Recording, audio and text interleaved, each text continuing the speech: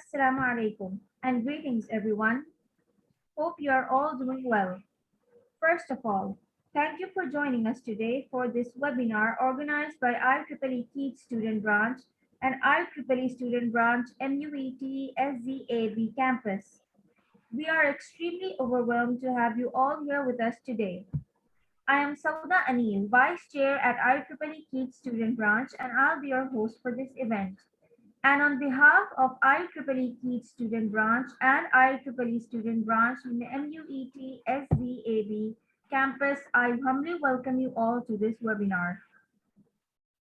Today's exciting technical webinar is titled An Introduction to Drone Networks and Communications, and our esteemed speaker is none other than Dr. Muhammad Naveed. Dr. Muhammad Naveed completed his PhD in Computer Science from Karachi Institute of Economics and Technology, Pakistan in 2020. The title of his PhD thesis was Real-Time UAV-Based Video Surveillance over 4G LTE Networks. He has more than 50 years of experience of teaching university level students. He has several publications in the prestigious HEC recognized SCIE Impact Factor journals and proceedings of Index International Conferences. He is also awarded with Best Paper Award and gold medals in the international conferences. His area of research interest are drone networks, 4G LTE, 5G NR, beyond 5G, surveillance applications, advanced wireless networks, social networks, COVID-19 pandemic solutions, wireless body area networks, wireless sensor networks, and smart cities. Currently, he is working as an assistant professor at the College of Computing and Information Sciences, Karachi, Pakistan, since 2014. Thank you very much, sir, for joining us today. Before we begin, all our participants are requested to keep your mics and videos turned off during the entire session. We will have a question and answer session at the end in which you can raise your hand and the host will give you the opportunity to ask your questions. You can also send any questions or messages to the host through the chat with your name and affiliation at the end. Now, without further ado, we'll hand over the control to our most esteemed speaker, Dr. Muhammad Naveed. Assalamu alaikum. Thank you very much for such a nice introduction. So let's start today's session. The topic is an introduction to drone networks and communications. And we know that today we have both type of audience. कुछ लोग ऐसे हैं जो बिल्कुल new हैं audience में और वो चाहते हैं कि इंट्रोडक्शन मतलब अच्छे लेवल का इंट्रोडक्शन हो जाए ड्रोन की कम्युनिकेशन का and some people are at advance stage bachelors उन्होंने कर लिया होगा और शायद मास्टर्स कर रहे हों या मास्टर्स के लिए अभी एडमिशन लेना हो उनको और कुछ ऐसे स्टूडेंट्स भी हो सकते हैं who seek admissions in their PhDs. So in this presentation, I try my level best to cope up all of such kind of audience. और सबको जो है ना मतलब from the most beginner to at the advanced level सबको जो है कुछ ना कुछ इसकी मतलब अवेयरनेस हो जाए और उन लोगों को जो है खास तौर पे जो रिसर्च करना चाहते हैं उनको जो है इसके अंदर कुछ रिसर्च गैप्स भी मैं डिस्कस करता जाऊंगा प्रेजेंटेशन के दौरान. So let's start the presentation.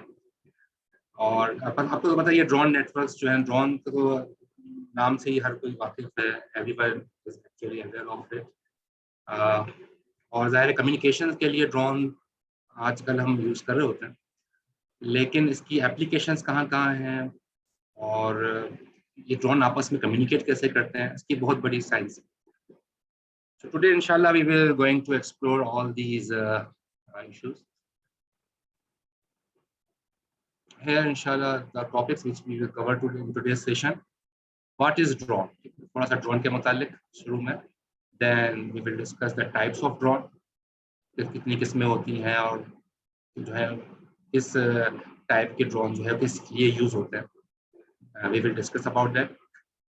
Then classification of drones, तो ड्रोन्स को कैसे क्लासीफाई किया जाए कितनी कैटेगरीज में, तो वो भी डिस्कस करेंगे।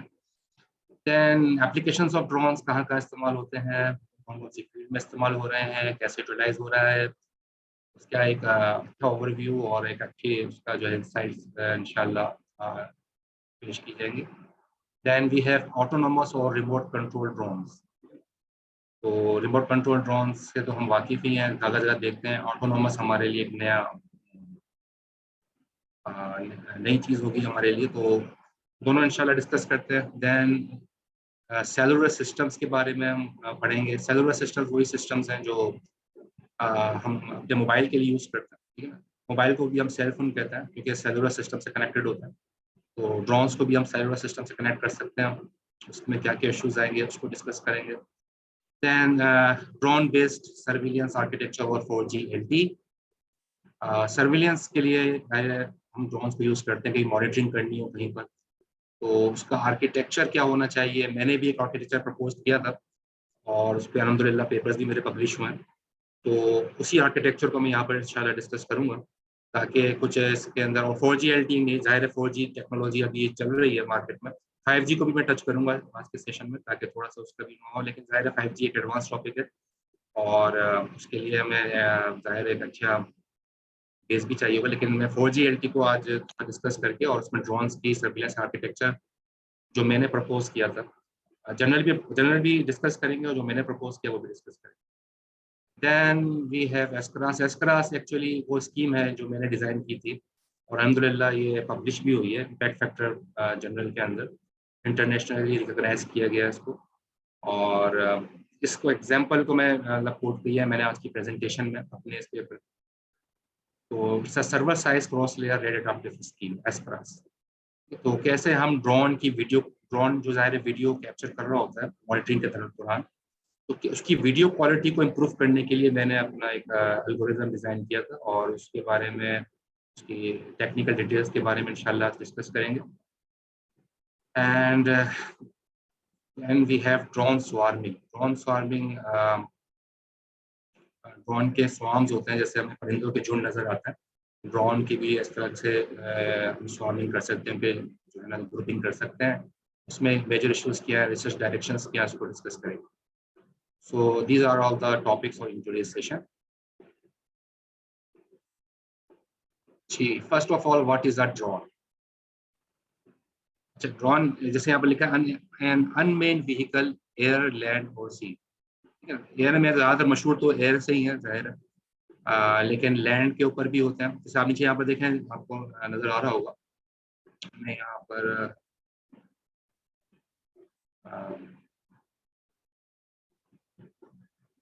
शो करा देता हूँ। स्क्रीन तो आपको इसमें नज़र आ रही होगी।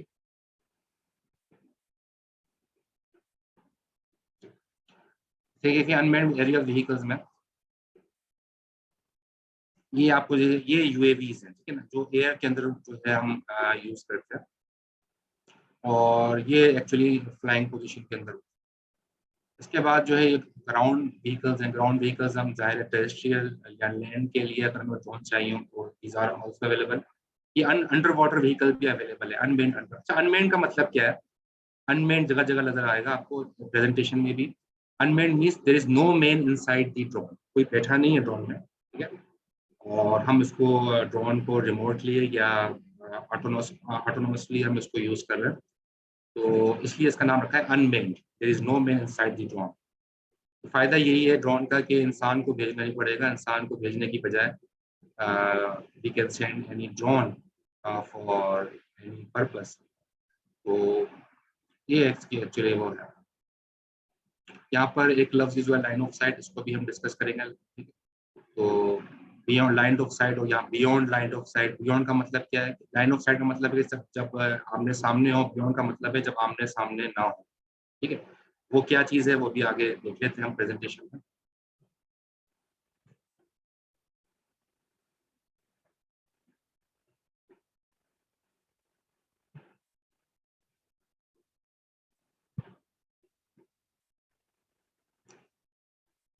अनमेन्ड एयरक्राफ्ट सिस्टम, जिसको हम यहाँ पर कहते हैं UAS, अनमेन्ड एयरक्राफ्ट सिस्टम। तो अनमेन्ड एयरक्राफ्ट सिस्टम्स एक्चुअली क्या होते हैं, ये भी ड्रोन नहीं होते हैं, लेकिन ड्रोन का पूरा एक सिस्टम होता है, ठीक है। एक तो होता है यूएवी होता है unmanned aerial vehicle. And what are unmanned aircraft systems, कि आप ड्रोन के साथ कुछ और डिवाइसेस भी अटैच कर दें, ठीक है। यहाँ लिखा है an unmanned aircraft system is an unmanned aerial vehicle, and UAV तो होता ही है वो, ठीक है। यूएवी अनमेन्ड एरियल व्हीकल, जो कि हवा में उड़ते हैं, ड्रोन जिसको हम कह रहे हैं, दूसरा नाम उसका यूएवी भी है, अनमेन्ड एरियल व्हीकल, ठीक है। यूएवी जैसे यहाँ लिखा है, ये लफ्ज भी बार बार प्रेजेंटेशन में आएगा, तो जब भी यूएवी का लफ्ज आए आप समझ जाएं ड्रोन की बात हो रही है, फ्लाइंग ड्रोन्स की बात हो रही है। अच्छा, हम बात कर रहे हैं अनमेन्ड एयरक्राफ्ट सिस्टम के बारे में, ठीक है। यूएस किसे कहते हैं?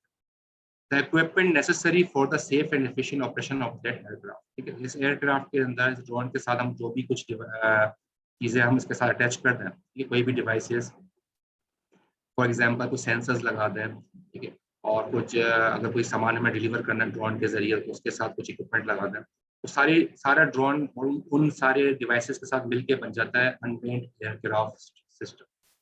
सो यूएस इसको हम कहते हैं इन जनरल। तो यूएवी के साथ जो दूसरे इक्विपमेंट्स हैं वो भी अटैच कर दिए जाए, तो वो पूरा एक अनमेन्ड एयरक्राफ्ट सिस्टम बन जाता है, यूएस।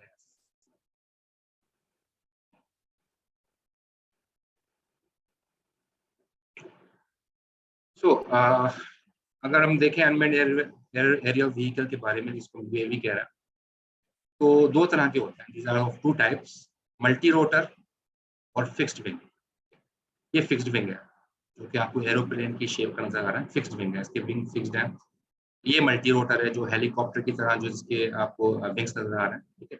ये मल्टी रोटर, ज्यादातर हम ये ड्रोन्स हम देख रहे होते हैं मल्टी रोटर, लेकिन ये भी ड्रोन्स है, फिक्स्ड विंग ड्रोन्स हम कहलाते हैं। दोनों तरह के ड्रोन्स जो है वो अवेलेबल है।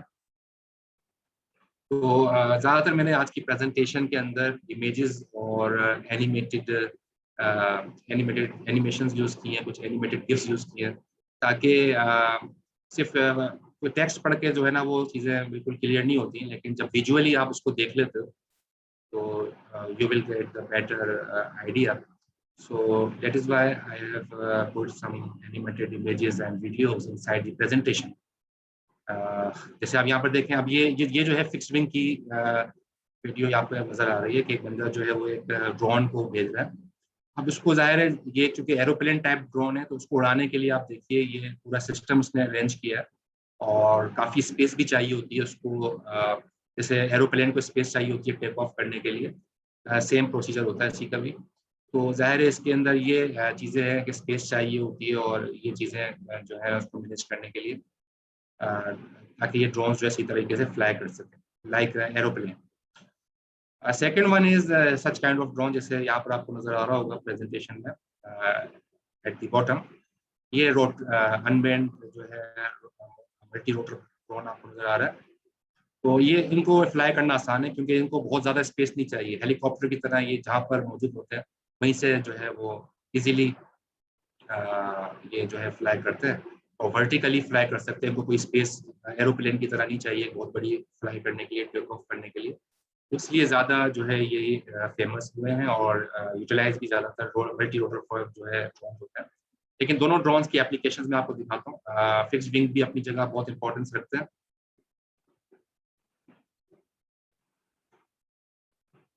फिक्स्ड विंग ड्रोन की बात करते हैं, फिक्स्ड विंग ड्रोन की बात करते हैं। ये आपको नजर आ रहा है, ये बहुत ही स्मॉल ड्रोन है, तो फिंगर टिप पे आ गया। ये भी एक ड्रोन आपको नजर आ रहा है, ये फिक्स्ड विंग है सारे, और बहुत छोटे छोटे साइजेस के अंदर आपको नजर आ रहे हैं, लाइक मॉस्किटो और इस तरीके से, और तो मॉस्किटो लग रहा है, हालांकि एक ड्रोन है। और सर्विलेंस में ये फायदा होता है कि पता नहीं चलता, इसके साथ छोटा सा कैमरा भी अटैच्ड है, और इसका यही फायदा है कि जाहिर है इसका साइज छोटा होने की वजह से इसको कहते हैं मिनिचराइजेशन।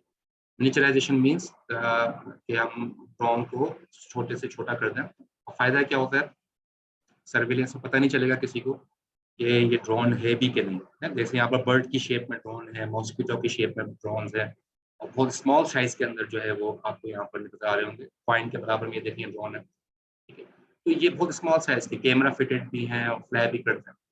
तो ये बहुत छोटे साइज के अंदर ड्रोन बनाना आसान होता है, मतलब सिर्फ इंसेक्ट्स की शक्ल में, मॉस्किटो की शक्ल में, बर्ड्स की शक्ल में, ज़्यादातर सर्विलेंस पर्पस के लिए, मॉनिटरिंग के लिए रिमोटली जो है वो यूज़ किया जाता है।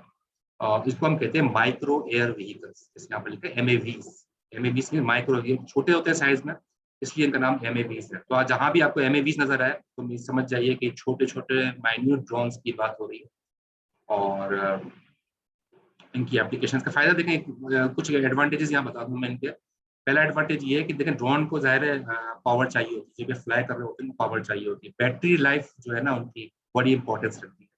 तो ये छोटे छोटे ड्रोन जो होते हैं माइन्यूट और माइक्रो लेवल के, तो ये बैटरी बहुत कम कंज्यूम करता है। तो इसलिए इसको चार्ज करने के बाद ये काफ़ी देर तक जो है फ्लाई भी कर सकते हैं और उसको रोका भी जा सकता है, मतलब किस जगह पे स्टेशनरी भी रह सकते हैं। तो ये फायदा एक तो इसका ये है कि बैटरी लाइफ बचाई जा सकती है। दूसरा ये कि डिटेक्ट नहीं हो पाते, ये रडार सिस्टम में डिटेक्ट नहीं हो पाते। तो रडार सिस्टम में आपको पता है एरोप्लेन्स वगैरह बड़ी बड़ी चीज़ें तो डिटेक्ट हो जाती है, लेकिन छोटे छोटे परिंदे वगैरह ये रडार जो है वो उसको डिटेक्ट नहीं कर सकता। तो ज़्यादातर सर्विलेंस के लिए आर्मी और मुख्तलिफ जो है फोर्सेज उसको यूज़ करते हैं। तो इसका ये जो है बहुत बड़ा एरिया है और यहाँ पर भी काफ़ी सारी रिसर्च हुई है और बहुत सारी इम्प्लीमेंटेशन जो है इसमें मौजूद। अभी भी रूम इसमें बहुत बाकी है, काम हो रहा है।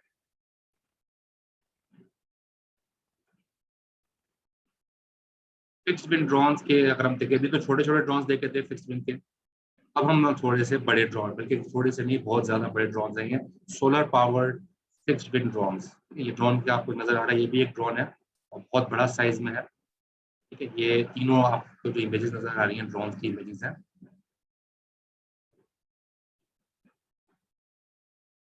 तो अब आप यहाँ पर देखिए इन ड्रोन्स में ये सोलर प्लेट्स लगी हुई हैं, ये सोलर प्लेट्स हैं। यहाँ पर भी देखें, ये जो आपको नजर आ रही है सोलर प्लेट्स हैं। तो सोलर पावर्ड है ये सारे ड्रोन, बहुत ह्यूज साइज के हैं। और मजे की बात ये महीनों उड़ते रहते हैं इनको, क्योंकि जाहिर है चार्ज करने के लिए उनको सोलर से हेल्प मिल जाती है। दिन भर सोलर से चार्ज होते हैं और फिर उसी चार्जिंग को वो at the time of night वो इस्तेमाल करते हैं, सारी रात भी उड़ते रहते हैं, फ्लाई करते रहते हैं। तो ये बहुत अच्छा आइडिया और इम्प्लीमेंटेड है। और ये आपने देखा एक छोटे से ड्रोन से भी आपने देखे, और ये लार्ज साइज के जो है एयरक्राफ्ट हैं ये भी आपको आपने यहाँ पर देखे। तो these are both kinds of drones available. और ज़ाहिर है मिशन सबके अलग अलग हैं, उनके मिशन अलग हैं, इनके मिशन अलग हैं।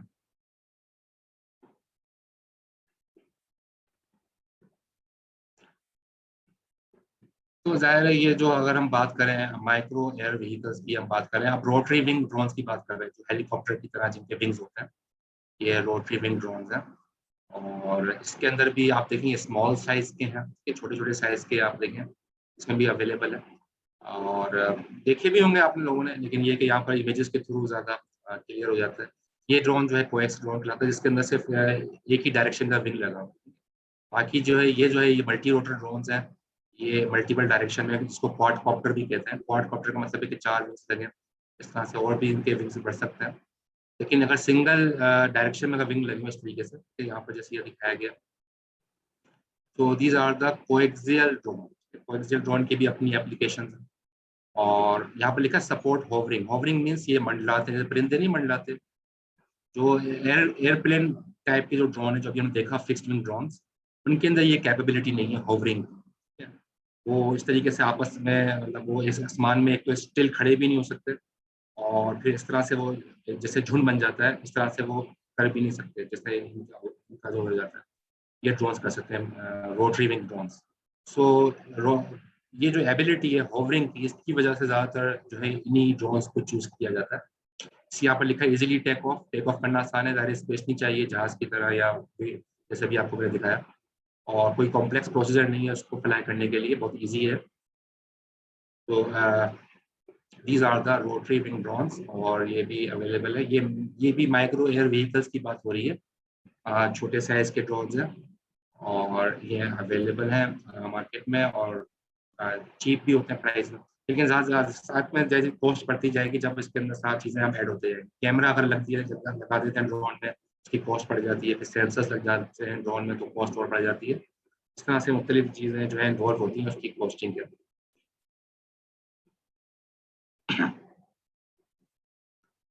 अच्छा जी, रोटरी विंग ड्रोन्स, अब हम large size rotary wing drones की बात करें। ये एरो जो फिक्स्ड विंग ड्रोन्स की तरह बहुत बड़े साइज के तो नहीं होते, क्योंकि इसकी ज़रूरत नहीं होती। लेकिन यहाँ पे भी आप देखें काफ़ी मतलब जो नॉर्मल साइज से बड़े साइज ये काफ़ी बड़े साइज के ये भी। और ये हम यूज़ करते हैं रोटरी विंग ड्रोन्स जगह जहाँ पर ज़्यादातर सर्विलेंस के लिए, और इनके अंदर बहुत सारे सेंसर्स वगैरह हम फिट कर सकते हैं, जो कि एयरप्लेन ड्रोन्स के अंदर हम इस तरह के सेंसर्स नहीं लगा सकते, क्योंकि ज़ाहिर है ये हवा के अंदर बिल्कुल मौलिक हो जाते हैं, स्टेशनरी होता है, तो बिल्कुल जैसे कांस्टेंट। ठीक है, तो ये जो प्रॉपर्टी है ना इसकी, जिसकी वजह से जो है ना ये ड्रोन जो है हम यूज़ करते हैं रोटरी विंग ड्रोन्स। और मुख्तलिफ आपने देखे यहाँ पर कितने सारे जो है इसके रोटर, इसको रोटर मोटर्स कहते हैं, ये जो इनकी विंग्स हैं तो हम रोटर मोटर्स कहते हैं। तो रोटरी इसी वजह से कहते हैं, बहुत सारे विंग्स भी आप इसके अंदर रोटरी विंग्स जो है इसमें आप लगा सकते हैं।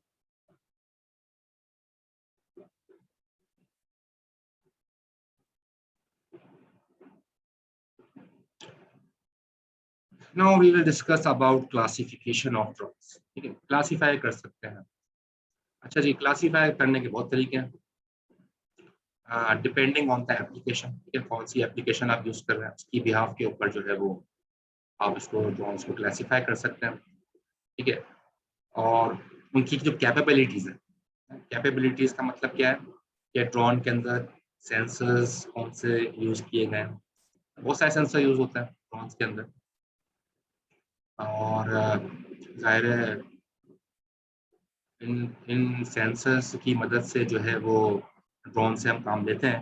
तो अभी आपको मैं आगे दिखाता ही हूँ, कैमरा तो खैर है ही, लेकिन इसके साथ साथ जो है वो मुख्तलिफ होते हैं, स्मेल को भी डिटेक्ट कर लेते हैं, और लाइट को डिटेक्ट कर लेते हैं, इमेजेस को डिटेक्ट कर लेते हैं, और बहुत सारे सेंसर्स हैं, स्प्रेइंग के काम आते हैं, बहुत सारे सेंसर्स आप लगा सकते हैं ड्रोन्स के अंदर। तो जैसे जिस जिस मकसद के लिए, जिस काम के लिए आपको ड्रोन यूज करना है, you can attach the sensors and you can achieve your required objectives. Then इसके बाद जो है अगर आप देखें यहाँ पे साइज है, ये ड्रोन का साइज है, साइज की मैटर करता है। आप जाहिर है किस साइज किस मकसद के लिए यूज कर रहे हैं तो उतने साइज का ड्रोन आपको चाहिए। अगर आपको सर्विलेंस के लिए भेजना है ड्रोन, मॉनिटरिंग के लिए छोटे साइज के ड्रोन जैसे भी आपको दिखा है। अगर आपको बहुत बड़े एरिया को कवर करना है आसमान पे, तो आप जाहिर है फिर लार्ज साइज के ड्रोन यूज़ करेंगे। उसका फिर वेट भी मैटर करता है, ड्रोन का वेट, क्योंकि जाहिर है ड्रोन के साथ आप बहुत सारी चीज़ें अटैच कर सकते हैं, और आगे स्लाइड में आपको मैं दिखाऊंगा भी। तो शिपिंग डिलीवरिंग के लिए भी यूज़ होता है ड्रोन, तो वेट भी एक मैटर करता है। फिर उसकी बैटरी लाइफ जो मैं डिस्कस कर रहा था आपसे कि इस पर बहुत काम हुआ है, और बहुत बड़ा रिसर्च एरिया ड्रोन्स के अंदर कि बैटरी लाइफ को किस तरीके से उसको इन्हांस किया जाए। ठीक है ना, बैटरी लाइफ जितनी ज़्यादा होगी ड्रोन ज़ाहिर उतनी देर फ्लाई कर सकेगा। तो इस पर बहुत काम हुआ है, बहुत सारा लिटरेचर मौजूद है, और अभी भी इस पर काम चल रहा है, नई नई स्कीम्स नए नए एल्गोरिथम्स आ रहे हैं तो बैटरी लाइफ को इम्प्रूवमेंट के लिए। और मैंने भी इसके लिए जो है ना कुछ सजेशंस दी हैं अपने पेपर्स में, जो कि अलहमदुलिल्लाह पब्लिश भी हुई है। तो ड्रोन की बैटरी लाइफ जो है वो it's also a great issue which should be address. इसके अलावा फ्लाइट एबिलिटीज, ड्रोन की जो फ्लाइट एबिलिटीज है वो भी है, जैसे एल्टीट्यूड हो गया, ड्रोन का एल्टीट्यूड है, ड्रोन कितना ऊपर तक जा सकता है उसको कहते हैं एल्टीट्यूड। ठीक है, वर्टिकली कितना ऊपर जो है अपवर्ड मूव कर सकता है। And then ability to hover, ठीक है ना, जो आपस में जिनका झुंड जमा हो जाता है और ये आसमान में जिस तरह मंडलाते हैं, ये इनकी जो एबिलिटीज है ना, ये इसकी वजह से बहुत ज़्यादा पॉपुलर हुआ। और स्टेशनरी खड़े हो जाता है आसमान पे ना, बिल्कुल ऐसे मैंने तो कोई डिवाइस नहीं देखी बिल्कुल जो आसमान के अंदर बिल्कुल ऐसे मोहल्लक हो जाए कॉन्स्टेंट। ठीक है, तो हेलीकॉप्टर थे, लेकिन हेलीकॉप्टर भी ना वो इस तरीके से नहीं थे, लेकिन जिस तरह से ड्रोन जो है वो बिल्कुल एक्यूरेट और बिल्कुल स्टेबल होता है एयर के अंदर। तो इस वजह से ये बहुत ज़्यादा पॉपुलर हुए हैं, और इनकी एप्लीकेशन भी इस वजह से ज़्यादा है। तो जी, क्लासिफिकेशन ऑफ ड्रोन्स के बारे में बात हो रही है, तो हम जो इनिशियल क्लासिफिकेशन हम ड्रोन की कर सकते हैं, it can be based over the flight altitude and their size. ठीक है, फ्लाइट एल्टीट्यूड का मतलब यही है, जाहिर है कि वो कितना ऊपर जा सकते हैं, उसके हिसाब से भी आप क्लासीफाई कर सकते हैं ड्रोन्स को, उनके साइज के हिसाब से भी आप ड्रोन को क्लासीफाई कर सकते हैं। जैसे यहाँ पर मेंशन है UAV can be generally group into 2 categories.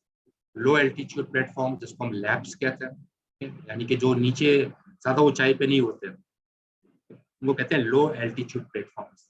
And the second one is high altitude platform, जो बहुत ज्यादा हाइट पे होते हैं। जैसे अभी आपको मैंने दिखाया था एरोप्लेन टाइप के ड्रोन है, तो बहुत ज्यादा हाइट का मतलब क्या, 17 किलोमीटर, 20 किलोमीटर ऊपर। ये तो लो एल्टीट्यूड वाले तो कुछ मीटर्स ऊपर होते हैं, लेकिन ये किलोमीटर्स में चला जाता है जब हम हाई एल्टीट्यूड प्लेटफॉर्म्स की बात करते हैं। और काफी ऊपर जाके ये फ्लाई कर रहे होते हैं। इसकी प्रेजेंटेशन में इनकी भी इमेजेस और वीडियोस हैं, वो भी इंशाल्लाह देखेंगे, कि हमें इसका भी अच्छा एक आइडिया हो जाए। तो अगर हम लो एल्टीट्यूड प्लेटफॉर्म की बात करें, जो नीचे सतह पे उड़ते हैं जो ड्रोन्स, जाहिर है वो स्मॉल साइज के होंगे, हम बड़े ड्रोन्स तो नहीं उड़ा सकते नीचे जिनका एल्टीट्यूड कम हो। जाहिर है वो फिर डैमेज भी हो सकते हैं और दूसरों को भी नुकसान पहुंचा सकते हैं। तो स्मॉल साइज ड्रोन काम आते हैं अगर हमें उनकी उड़ान छोटी रखनी है ड्रोन की। सो स्मॉल साइज यूएवीज का मतलब वही है, अनमैन्ड एरियल व्हीकल्स, यानी कि ड्रोन की बात हो रही है। तो ये आप याद रखिए, यूएवी का जहाँ भी नाम आए, क्योंकि टेक्निकली रिसर्च के अंदर भी और टेक्निकली जो ज्यादातर लफ्ज यूज होता है ड्रोन के लिए वो यूएवीज है। लेकिन मैंने प्रेजेंटेशन के टाइटल में यूएवी नहीं रखा, क्योंकि फिर ज्यादातर जो न्यू बन रहे हैं वो परेशान हो जाएंगे यूएवीज क्या है, ठीक है। UAVs are the name used as an alternate for drones. Technical name ज्यादातर यूएवीज ही है, जो साइंटिस्ट हैं, रिसर्चर्स हैं, वो सब यूएवी टर्म यूज करते हैं। तो ये स्मॉल साइज के होते हैं, फ्लाई एट लो एल्टीट्यूड, दायरे नीचे उनकी उड़ान नीचे की तरफ होगी, ज्यादा ऊपर नहीं जाएंगे।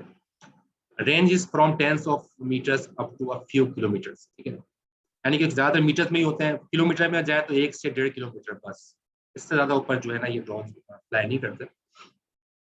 सो इट्स बेटर आइडिया कि जो है हम ड्रोन्स को जो हम यूज करें वो लो एल्टीट्यूड के अंदर हम ड्रोन्स को यूज करें। तो इस तरह के ड्रोन जो है वो लो एल्टीट्यूड में हम यूज करते हैं। एबल टू मूव रैपिडली, ये बहुत जल्दी मूव कर जाते हैं ना, कहीं से दाएं मोड़ना है, बाएं मोड़ना है, ऊपर जाना है, नीचे जाना है, तो बहुत जल्दी से जो है इसको हम मूव कर सकते हैं लो एल्टीट्यूड के ड्रोन्स को। और उसके अलावा फ्लेक्सिबल इंटीरियर डिप्लॉयमेंट, कहीं भी भेजना हो तो फौरन भेज के उसको ऑपरेशन शुरू कर देंगे। तो फ्लेक्सिबिलिटी बहुत अच्छी है, मिनटों सेकंडों के अंदर जो हम उसको कहीं भी डिप्लॉय कर सकते हैं। जबकि हम बात करें अगर हाई एल्टीट्यूड प्लेटफॉर्म्स, तो जाहिर है हाई एल्टीट्यूड मीन्स कि ये बहुत ज़्यादा हाइट पे होते हैं ऐसे ड्रोन्स।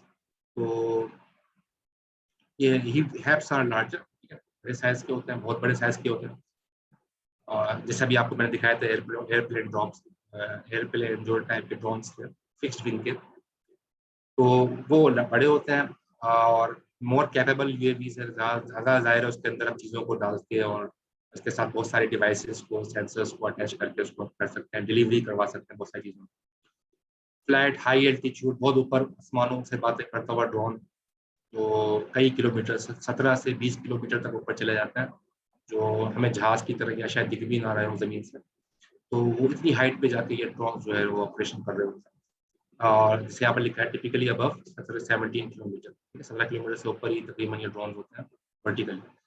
और लॉन्ग टर्म मिशन पर्पसेस के लिए, क्योंकि मैंने आपको बताया जैसे सोलर सोलर पावर ड्रोन भी आपको मैंने दिखाया जो महीनों होते रहते हैं और इन्हीं मकासद के लिए यूज होते हैं। अच्छा जी, ये आपको नजर आ रहा है, ये फैंटम 4 प्रो ड्रोन है, ये DJI सीरीज का बहुत फेमस ड्रोन है, जो कि लो एल्टीट्यूड यूज करते हैं, जो कि नीचे उड़ान के लिए। और एक और ड्रोन है, ये भी पैरेट एयर ड्रोन, ये भी ड्रोन की एक टाइप है, और ये भी हम लो एल्टीट्यूड प्लेटफॉर्म के लिए यूज करते हैं, हमें बहुत ऊपर नहीं भेजना हो, नीचे नीचे हमें फ्लाई करना हो। These are the good type of drones which can be used for this purpose. High altitude platforms की अगर हम बात करें, तो ये देखें आपका, जैसे आपको नजर आ रहा है एयरबस ज़ेफायर, ये एयरबस ज़ेफायर है, तो यहाँ पर आप देखें बहुत ज्यादा हाई एल्टीट्यूड के ऊपर जो है ये है, जमीन भी आप देख रहे हैं इसमें अर्थ है, और इसका वेरिएंट ये ज़ेफायर का ये।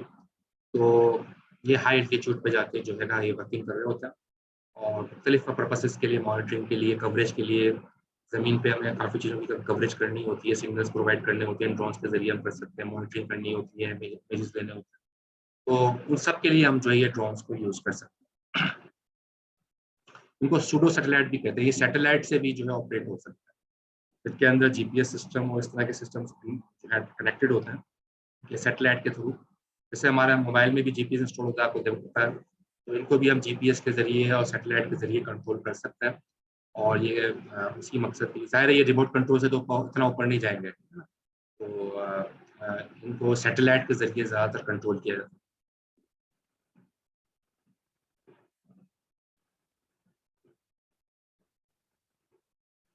गूगल का प्रोजेक्ट है लून, ठीक है, नेट पे जाके इसे गूगल कीजिएगा, आपको नजर आएगा प्रोजेक्ट लून। और ये 18 किलोमीटर एल्टीट्यूड ऊपर की तरफ जो है वो चला जाता है।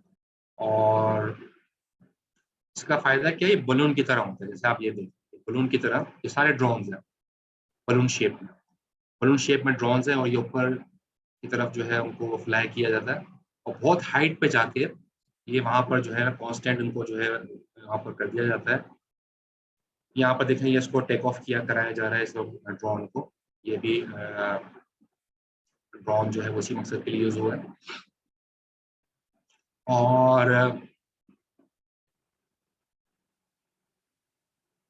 यहाँ पर देखिए, ये भी आपको एक इमेज नजर आ रही है, ये सारे, ये देखें यहाँ पर जाके 18 किलोमीटर ऊपर जाके ये एल्टीट्यूड पे जाके ये सारे कांस्टेंट हो जाते हैं, रुक जाते हैं, ठीक है, स्टेबल हो जाते हैं। और फिर वो कवरेज देते हैं। जैसे यहाँ पर देखें, छोटे एरिया में किसी गांव में किसी विलेज के ऊपर इन्होंने इंटरनेट की कनेक्टिविटी दे दी, अब यहाँ पर सारे कनेक्ट हो गए। इस तरह यहाँ पर एक छोटे से शहर के अंदर, छोटे से एरिया में, किसी टाउन के अंदर इसने कनेक्टिविटी दे दी।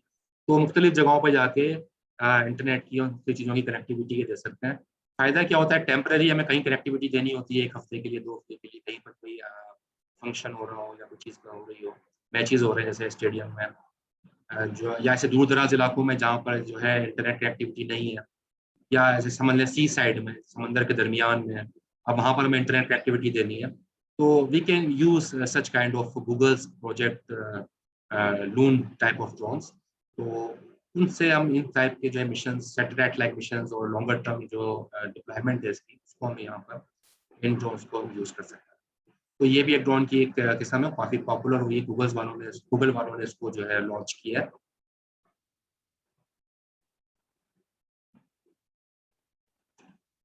तो ये थोड़ा सा क्लासिफिकेशन इसकी यहाँ पर मैंने आपको दिखा दी है। यूएवी क्लासिफिकेशन, अगर हम यूएवी ड्रोन की क्लासीफाई करना चाहें तो एल्टीट्यूड की अगर हम क्लासीफाई करना चाहें, एल्टीट्यूड मतलब आप कितनी लंबी उड़ान उड़ सकता है, तो हाई एल्टीट्यूड को हैप कहते हैं, लो एल्टीट्यूड को लैप कहते हैं, जैसे अभी थोड़ी देर पहले मैंने डिस्कस किया। और ये इसके फीचर्स हैं, कितनी ऊपर जा सकते हैं, और ये सारी चीज़ें अभी डिस्कस की। ठीक है, लो एल्टीट्यूड का बताया, कॉस्ट इफेक्टिव है, ज़ाहिर है सस्ते भी होते हैं और पर्पसेस के लिए यूज़ करते हैं। इसके अलावा ड्रोन की जो विंग की टाइप्स हैं, फिक्स्ड विंग है, रोटरी है, एयरशिप है, बलून है, ये भी हमने सारे देखे इन तरह की टाइप्स ड्रोन की। और उनके ज़ाहिर अपने अपने फीचर्स हैं और उनकी अपनी अपनी यूजेबिलिटी है, जिसकी वजह से ये ड्रोन जो है वो यूज़ करते हैं। ये जो बलून टाइप के ड्रोन है जो अभी थोड़ी देर पहले हमने देखे, ठीक है, 100 kg तक इसके अंदर हम जो है ना, इसके अंदर कोई भी चीज़ ले भेज सकते हैं। 100 kg काफ़ी वजन होता है। तो लिखा है can stay up to a few months, ये कुछ महीनों तक ये बलून टाइप के ड्रोन जो है वो स्टेबल रहते हैं। और ये लैब्स के लिए भी यूज होते हैं, हैब्स के लिए भी यूज होते हैं, दोनों तरह के लिए। अगर आप इसको छोटी हाइट पे रखेंगे तो लैब्स बन जाएंगे, और बहुत ज्यादा ऊपर हाइट पे भेज देंगे तो ये हैब्स बन जाएंगे, जैसे अभी थोड़ी देर पहले मैंने डिस्कस किया। तो ये इस स्लाइड के अंदर सबका एक कंप्लीट पिक्चर सामने आ जाएगी ड्रोन की क्लासिफिकेशन।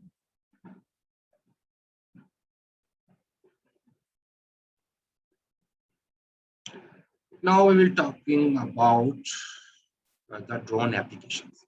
ये कहाँ का इस्तेमाल होता है, यहाँ पर देखें लिखा है aerial photography, shipping delivery, geographic mapping, disaster management और precision agriculture, search and rescue, weather forecast, wildlife monitoring, law enforcement, entertainment.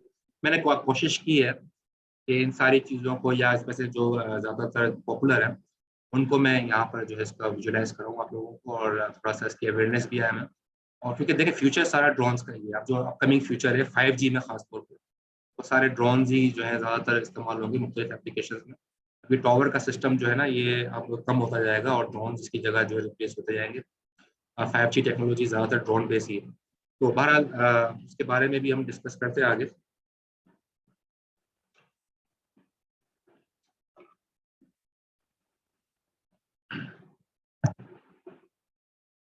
पहले इन एप्लीकेशंस के बारे में डिटेल में देख लें। Drones are used to spray and monitoring in the crops in agriculture industry। ठीक है, स्प्रे करना हो भाई, फील्ड में आपको पता है स्प्रे करना होता है, और इतनी ज़्यादा क्रॉप जो है, बहुत बड़ी बड़ी फील्ड होती है, किसान जो है वो महीनों उसको स्प्रे करते रहते हैं। और यहाँ पर आप देखें ड्रोन जो है वो ज़्यादातर कुछ आवर्स के अंदर ही, देखिए कितना बड़ा ड्रोन है, और वो इस पूरी फील्ड को स्प्रे करने के लिए काम आता है। मॉनिटरिंग के लिए भी ड्रोन को भेज सकते हैं कि भाई देखें ये फसल के अंदर कोई जो कीड़े तो नहीं लग गए या फसल खराब तो नहीं हो रही, तो उसके लिए भी जो है मॉनिटरिंग के लिए हम ड्रोन को बहुत दूर तक, जहाँ तक जो है कॉल्स हैं, वो ड्रोन को मॉनिटरिंग के लिए भेज सकते हैं। एग्रीकल्चर के अंदर काफ़ी यूटिलाइज हो रहा है। इसकी कुछ मैंने वीडियो भी रखी रखी यहाँ पर ये स्प्रेइंग हो रही है, और ड्रोन जो है वो बहुत बड़े फील्ड के ऊपर जो है स्प्रे कर रहा है, ताकि इंसेक्ट्स वगैरह जो है फसलों को नुकसान ना पहुँचाए। इस तरह यहाँ भी देख लें, यहाँ पर भी स्प्रेइंग हो रही है ड्रोन के ज़रिए। तो ये बाहर काम हो रहा है, तो कई किसानों का काम एक ड्रोन कर सकता है, और बहुत जल्दी कर सकता है, और बहुत अच्छा कर सकता है, जैसे आपको यहाँ पर नज़र भी आ रहा है।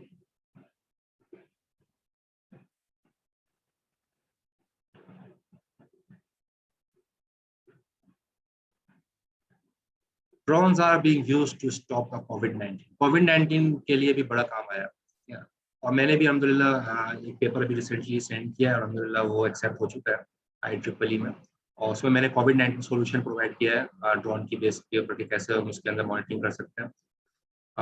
इसमें देखें एक्चुअली यहाँ पर कोविड-19 के अंदर भी ज़ाहिर है आपको पता ही है कि इसके अंदर हमें स्प्रेइंग की ज़रूरत होती है, ठीक है। और जो स्टेडियम के अंदर आप यहाँ पर देखें इसके अंदर स्प्रेइंग हो रही है, स्टेडियम में हम ग्राउंड के लेवल के ऊपर, और यहाँ पर ऊपर देखें कोविड-19 की वैक्सीन जो है या उसकी जो रिलेटेड चीज़ें हैं वो भी डिलीवर करने के लिए शिपमेंट्स के तौर पे जो है ड्रोन यूज़ हुए हैं कोविड-19 में थ्रू आउट द वर्ल्ड, और इस पैंडेमिक को के लिए काफ़ी जो है ना यूज़फुल रहा है। Drone used in shipping and delivery. Shipping delivering के लिए पिज़्ज़ा मंगाना हो, मंगा लिया आपने ड्रोन के ज़रिए से, ठीक है, ऑर्डर किया। बाहर तो ये काफ़ी मतलब काफ़ी जो ज़ाहिर है रिच कंट्रीज़ हैं वहाँ पर ये डिप्लॉयड है, और ड्रोन के ज़रिए डिलीवरी जो है वो हो जाती है। आपने मेडिसिन्स मंगानी है तो वो भी ड्रोन के ज़रिए डिलीवरी हो गई। ये फ़ायदा ये आसमान में कोई ट्रैफ़िक तो है नहीं, ठीक है, ज़मीन पे तो काफ़ी झंझटें होती हैं, ट्रैफ़िक जाम है, ये चीज़ें हैं, तो डिलीवरी करने में मसाइल आते हैं।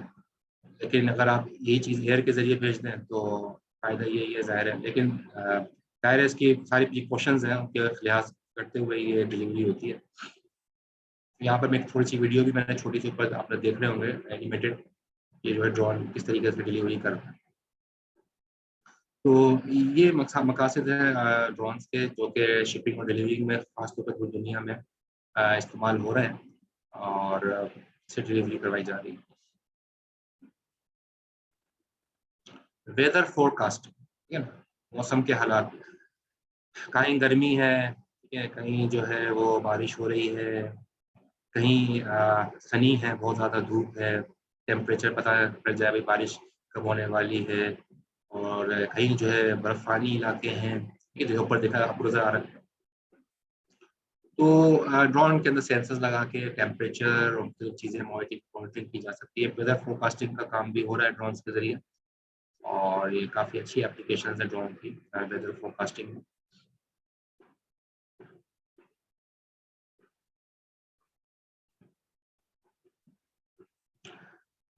Drones used in disaster management. Disaster management का मतलब क्या? तो कुदरती आफत आ जाती है, तो ज़ाहिर है कुदरती आफत मिसाल के तौर पे कहीं जंगलात में आग लग जाती है, फॉरेस्ट में। अभी पिछले दिनों काफ़ी दिनों पहले ये वाक़या पेश आया था, जंगलात में आग लग गई। तो ज़ाहिर है इंसान तो करीब नहीं जा सकते, ड्रोन को भेज के हम बहुत सारे काम करवा सकते हैं। तो ये यूटिलाइज़ हुए थे ड्रोन्स। ये हेलीकॉप्टर टाइप ड्रोन है, और ये यूटिलाइज़ हुआ है, इसमें ज़ाहिर है कोई इंसान नहीं है, अनमैन्ड है, तो इसलिए अगर कोई नुकसान होगा भी तो ड्रोन को ही होगा। सो ये डिज़ास्टर मैनेजमेंट के लिए काफ़ी यूज़फुल। अर्थक्वेक्स में काम आ गया। अर्थक्वेक में भी हम कहीं पर अर्थक्वेक आया हो, फौरी रिलीफ के लिए हमें वहाँ पर देखना हो या मॉनिटरिंग करनी हो, तो ड्यूरिंग मॉनिटरिंग हम अर्थक्वेक की वो भी ड्रोन को हम वैसे कर सकते हैं। और फिर डिजास्टर मैनेजमेंट के लिए कोई इनिशिएटिव्स लेने हो, कोई एक्शन लेना हो ड्रोन का, हम फौरी तौर पे ले सकते हैं मॉनिटर करके। तो डिजास्टर मैनेजमेंट भी एक वास्ट फील्ड है जिसमें ड्रोन्स जो है यूटिलाइज हो रहे हैं।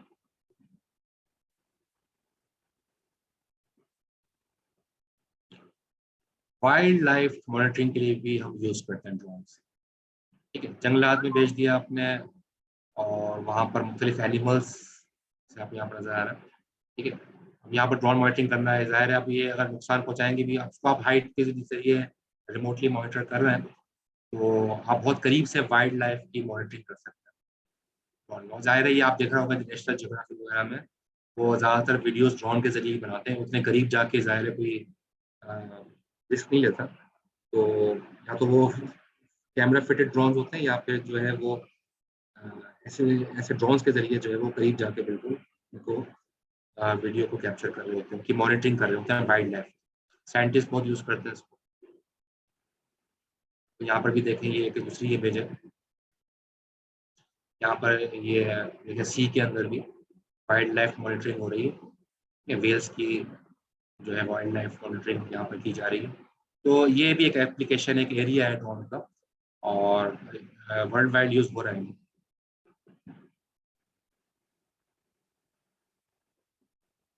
Drones are used for law enforcement, police वाले भी यूज कर रहे हैं जनाब, पूरी दुनिया में ड्रोन जो है यूज हो रहे हैं।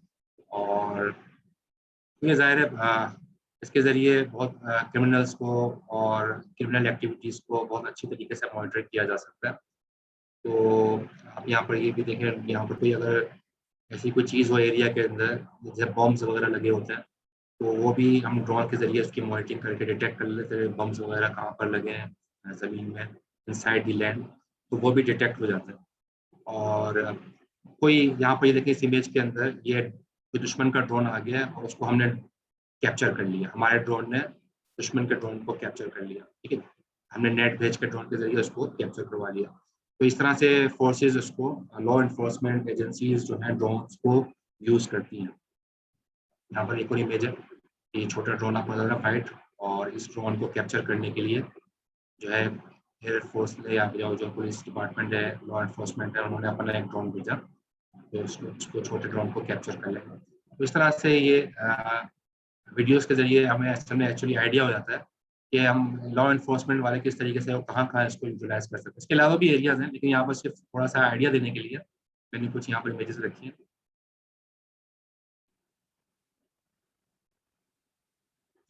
Drones are used to traffic management. Traffic management के अंदर इस्तेमाल होता है। तो ट्रैफिक आपको पता है, कोई अगर ट्रैफिक के रूल्स को तोड़ रहा हो, ये ड्रोन के जरिए वीडियो कैप्चर की गई है और उसके अंदर इस गाड़ी को मॉनिटर किया गया है। ठीक है, जिसने जो है वायलेशन की है, लेन अपनी लेन के अंदर से दूसरी लेन पे आ गया और जो है वो स्पीड का इशू है इसके अंदर, तो वो सारी चीज़ें मॉनिटर हो जाती है। इस तरह अगर हाइट के ऊपर आप किसी ड्रोन को प्लेस कर दें तो वो बसेस को, कार्स को, मुख्तलिफ जगहों को कौन से किस स्पीड पे जो है वो फ्लाई कर रहा है। तो ऐसी जगहों पे, काफ़ी जगहों पे जहाँ पर हम जाहिर है कैमरा इंस्टॉल नहीं कर सकते, ड्रोन भेज के वहाँ पर हम इसकी ट्रैफिक मैनेजमेंट कर सकते हैं।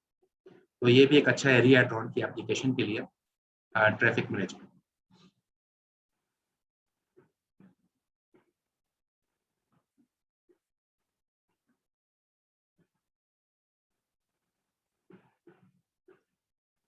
ड्रोन यूज्ड इन एंटरटेनमेंट के लिए भी इस्तेमाल कर सकते हैं। ठीक है जी, एंटरटेनमेंट में कैसे इस्तेमाल होगा, ये देखें छोटे छोटे ड्रोन्स हैं और ये मिलके इन्होंने एक खूबसूरत सी फिश आसमान के ऊपर फ्लाई की है, डॉल्फिन। और ये आप देखें ये एंटरटेनमेंट के लिए यूज हो रहे हैं, ये सारे स्मॉल ड्रोन्स हैं और इन डार्क उसको लाइटिंग के जरिए एंटरटेन किया जा रहा है लोगों को। इसके अलावा मुख्तलिफ डिज़ाइन जो हैं वो इन दी एयर ड्रोन के जरिए बनाए जाते हैं और जो बहुत खूबसूरत इमेज लगती है। तो एंटरटेनमेंट पर्पज़ के लिए भी इसको इस्तेमाल किया जा रहा है वर्ल्ड वाइड। अच्छा जी, और कहाँ एप्लीकेशन है, image recognition with drones, image को रिकॉग्नाइज करना हो। यहाँ देखें ये सोशल डिस्टेंसिंग को ड्रोन ने डिटेक्ट किया, ये रेड कलर में वो लोग नजर आ रहे हैं जो सोशल डिस्टेंसिंग को वायलेट कर रहे हैं। ठीक है, और यानी कि 6 फीट का जो 6 फीट की जो रिकमेंडेशन है उसको वायलेशन कर रहे हैं। ये रेड बॉक्सेस में। ग्रीन बॉक्सेस के अंदर वो लोग हैं जो कि सोशल डिस्टेंसिंग को मेंटेन रखे हुए हैं, ठीक है, आपस में। तो ये ड्रोन ने डिटेक्ट कर लिया और मतलब इसको डिटेक्ट करके फौरन जो है वो कोई भी जो है काउंटर मेजर किया जा सकता है। तो इमेज रिकग्निशन एक बहुत बड़ी फील्ड है ड्रोन की। ये साइड पे इमेज में आप देखिए, हर प्लेयर को जो है मुख्तलिफ ड्रोन में जो है रिकग्नाइज किया हुआ है, उनकी सारी एक्टिविटीज जो है वो नोट की जा रही है। तो ये बहुत बड़ी फील्ड है, बहुत वास्ट फील्ड है और उस पर बहुत ज़्यादा काम हो रहा है। ये एक बहुत बड़ा एरिया है और ड्रोन जो है वो इमेज रिकग्नाइज करके बहुत सारे एक्शन एट अ टाइम जो है परफॉर्म कर सकता है। तो इसको भी जो है वो इस एरिया को भी जो है वो एक स्पेशल रिसर्च के अंदर, रिसर्च पॉइंट ऑफ व्यू से बहुत इम्पोर्टेंस दी जा रही है। Virtual reality with drones, VR drone जिसे हम कहते हैं, ठीक है।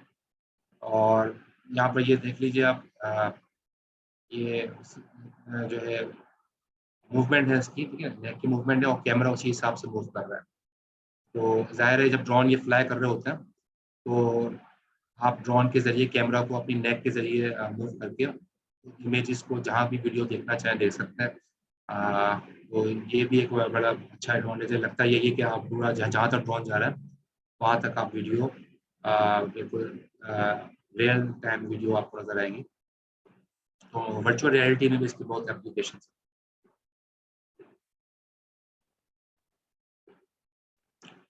ऑटोनोमस और रिमोट कंट्रोल ड्रोन्स, ठीक है। अच्छा जी, अब थोड़ा सा टेक्निकल चलते हैं, थोड़ा सा एप्लीकेशन के बारे में दिखा दिया, टेक्निकली चलें। A UAV is in essence an unmanned aircraft or robot that can fly in nearly unconstrained locations, either autonomously or while being remotely controlled by an operator. तो आप देखें इसको, तो आप चाहे तो रिमोट कंट्रोल इसको कर सकते हैं, ठीक है, जो कि फेमस है, हम जानते भी है, देखे भी हम लोगों ने अक्सर जगह। रिमोट कंट्रोल के जरिए से हमने ड्रोन को ऑपरेट कर लिया।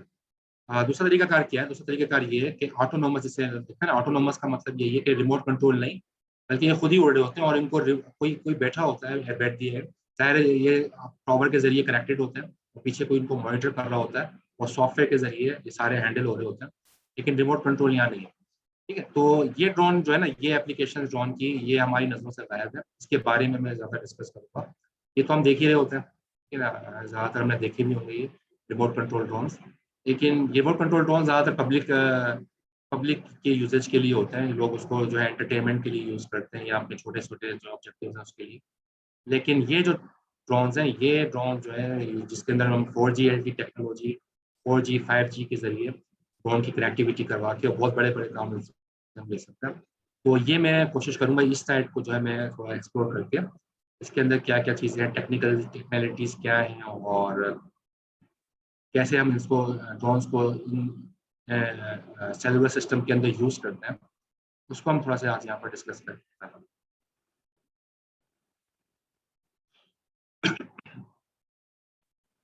अब यहाँ देखिए रिमोट कंट्रोल ड्रोन, ठीक है, ये तो हम सब वाकिफ हैं इससे। तो इसका देखिए, इसका ड्रॉबैक क्या है? ड्रॉबैक ये है शायद थोड़ी दूर तक ही जाएगा, बहुत 1.5 किलोमीटर 2 किलोमीटर, ज़्यादा 2 किलोमीटर के अंदर ही रहते हैं ड्रोन। तो 2 किलोमीटर जाहिर is not it's not very far. ये बहुत छोटे ऑब्जेक्टिव्स के लिए सही है, लेकिन जाहिर है आपको अगर पूरे बहुत बड़े एरिया की मॉनिटरिंग करनी है तो remote control drones are not suggested और रिकमेंडेड फॉर दैट पर्पस। तो उसके लिए हमें चाहिए होते हैं सेलुलर कनेक्टेड ड्रोन, जिसको मैंने ऑटोनोमस ड्रोन कहा, जिसमें बेस स्टेशन होते हैं, ठीक है। बेस स्टेशन होते हैं, बेस स्टेशन के जरिए, ये बेस स्टेशन हैं जो कि बड़े टॉवर्स की तरह, और इनकी रेंजेस होती हैं काफ़ी दूर तक, जैसे हमारे मोबाइल फ़ोन भी ज़ाहिर आप देख रहे होंगे इन्हीं बेस स्टेशन से कनेक्टेड है। ड्रोन्स को भी इन्हीं बेस स्टेशन के जरिए कनेक्ट किया जा सकता है। और ये ऐसे ड्रोन्स को हम कहते हैं autonomous drones, cellular connected drones. ये रिमोट कंट्रोल के जरिए नहीं, बल्कि सेलुलर सिस्टम के अंदर उनको कनेक्टिविटी प्रोवाइड की जाती है और इनके ज़ाहिर सॉफ्टवेयर इनका इंस्टॉल किया जाता है और ये फिर जो है जो सॉफ्टवेयर, और फिर मॉनिटरिंग भी होती है रिमोटली, और रिमोटली यानी कि ज़ाहिर बैक एंड पे कोई इसको हैंडल भी कर सकता है, लेकिन with the help of software इसमें कोई रिमोट कंट्रोल जो है इसके अंदर इन्वॉल्व नहीं होता।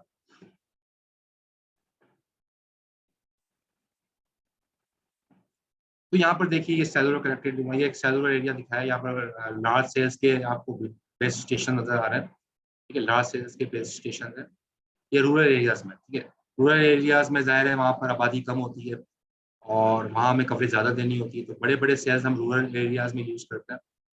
लेकिन जब अब हम बात करें अर्बन एरियाज की, कि शहर के अंदर, तो वहाँ हमारे जो ये टावर्स हैं इनका साइज छोटा हो जाता है। टावर का साइज छोटा होगा, रेंज छोटी हो जाएगी, ठीक है।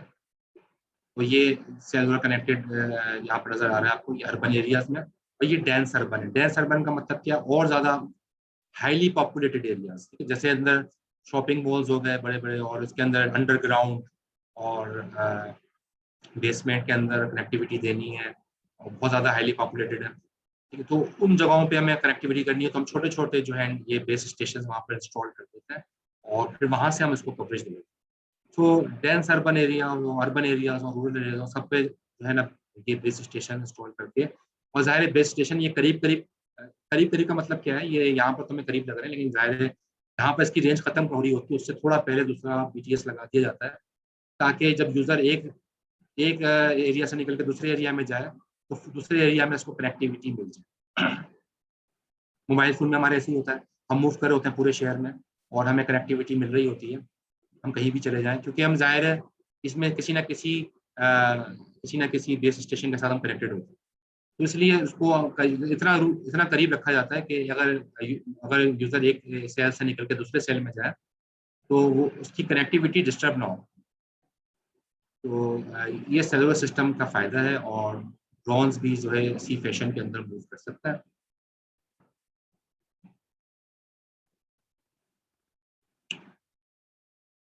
ये देखिए एक सेलुलर कनेक्टेड ड्रोन्स का यहाँ पर एक इमेज दिखाई गई है, गिवन एन आइडिया। यहाँ देखें बीटीएस हैं, ये भी आपके बेस स्टेशन हैं जगह जगह इंस्टॉल किए हैं, और ये आपको ड्रोन नजर आ रहा है, ठीक है। ये सर्विलेंस ड्रोन है, ये डिलीवरी का ड्रोन है, ये एग्रीकल्चर के ड्रोन, मॉनिटरिंग करना है क्रॉप्स की, उसके लिए ये रिले ड्रोन्स हैं, ठीक है। और यहाँ पर ये ट्रैफिक मॉनिटरिंग, यहाँ पर कोई बैक एंड पे कोई ट्रैफिक को मॉनिटर कर रहा है, बेस स्टेशन से कनेक्टेड है और ड्रोन के जरिए मॉनिटरिंग हो रही है, ठीक है। तो ड्रोन से वीडियो लेके इसने जो है इस वीडियो को देख लिया और उसको मॉनिटर भी कर लिया, ठीक है। एंड यूजर्स बैठे हुए हैं जो भी जाहिर है इस बीटीएस के जरिए बैक एंड पे कनेक्टेड है, ड्रोन के जरिए जो भी मॉनिटरिंग हो रही है वो ये लोग देख रहे हैं, ये एंड यूजर्स जो है उसको मॉनिटर कर रहे हैं, देख रहे हैं, और वो ड्रोन को मूव भी कर सकते हैं जैसे मूव करना चाहें, और ये कई किलोमीटर तक, 17 किलोमीटर, 18 किलोमीटर, 20 किलोमीटर, जितना भी दूर जाए वहां पर जाके ये काम कर रहे होते हैं, और बैक एंड पे ये लोग इसको कंट्रोल भी कर सकते हैं। तो रिमोट कंट्रोल से ये पॉसिबल नहीं है, ठीक है। तो ये सेलुलर कनेक्टेड ड्रोन्स का फायदा है, और 5G के अंदर अब यही जो है ज़्यादातर इसी की बारे में बात होगी। 5G में आपको ज़्यादातर ये बीटीएस कम करने की कोशिश की जाएगी, कि ये जो है ना कम किए जाए और उसकी जगह ड्रोन जो है रिप्लेसमेंट में लाए जाए, और इस पे काम हो रहा है, रिसर्च चल रही है, एक बड़ा एरिया है, और डिप्लॉयमेंट के लिए इसको जो है यूज किया जाने वाला है 5G में।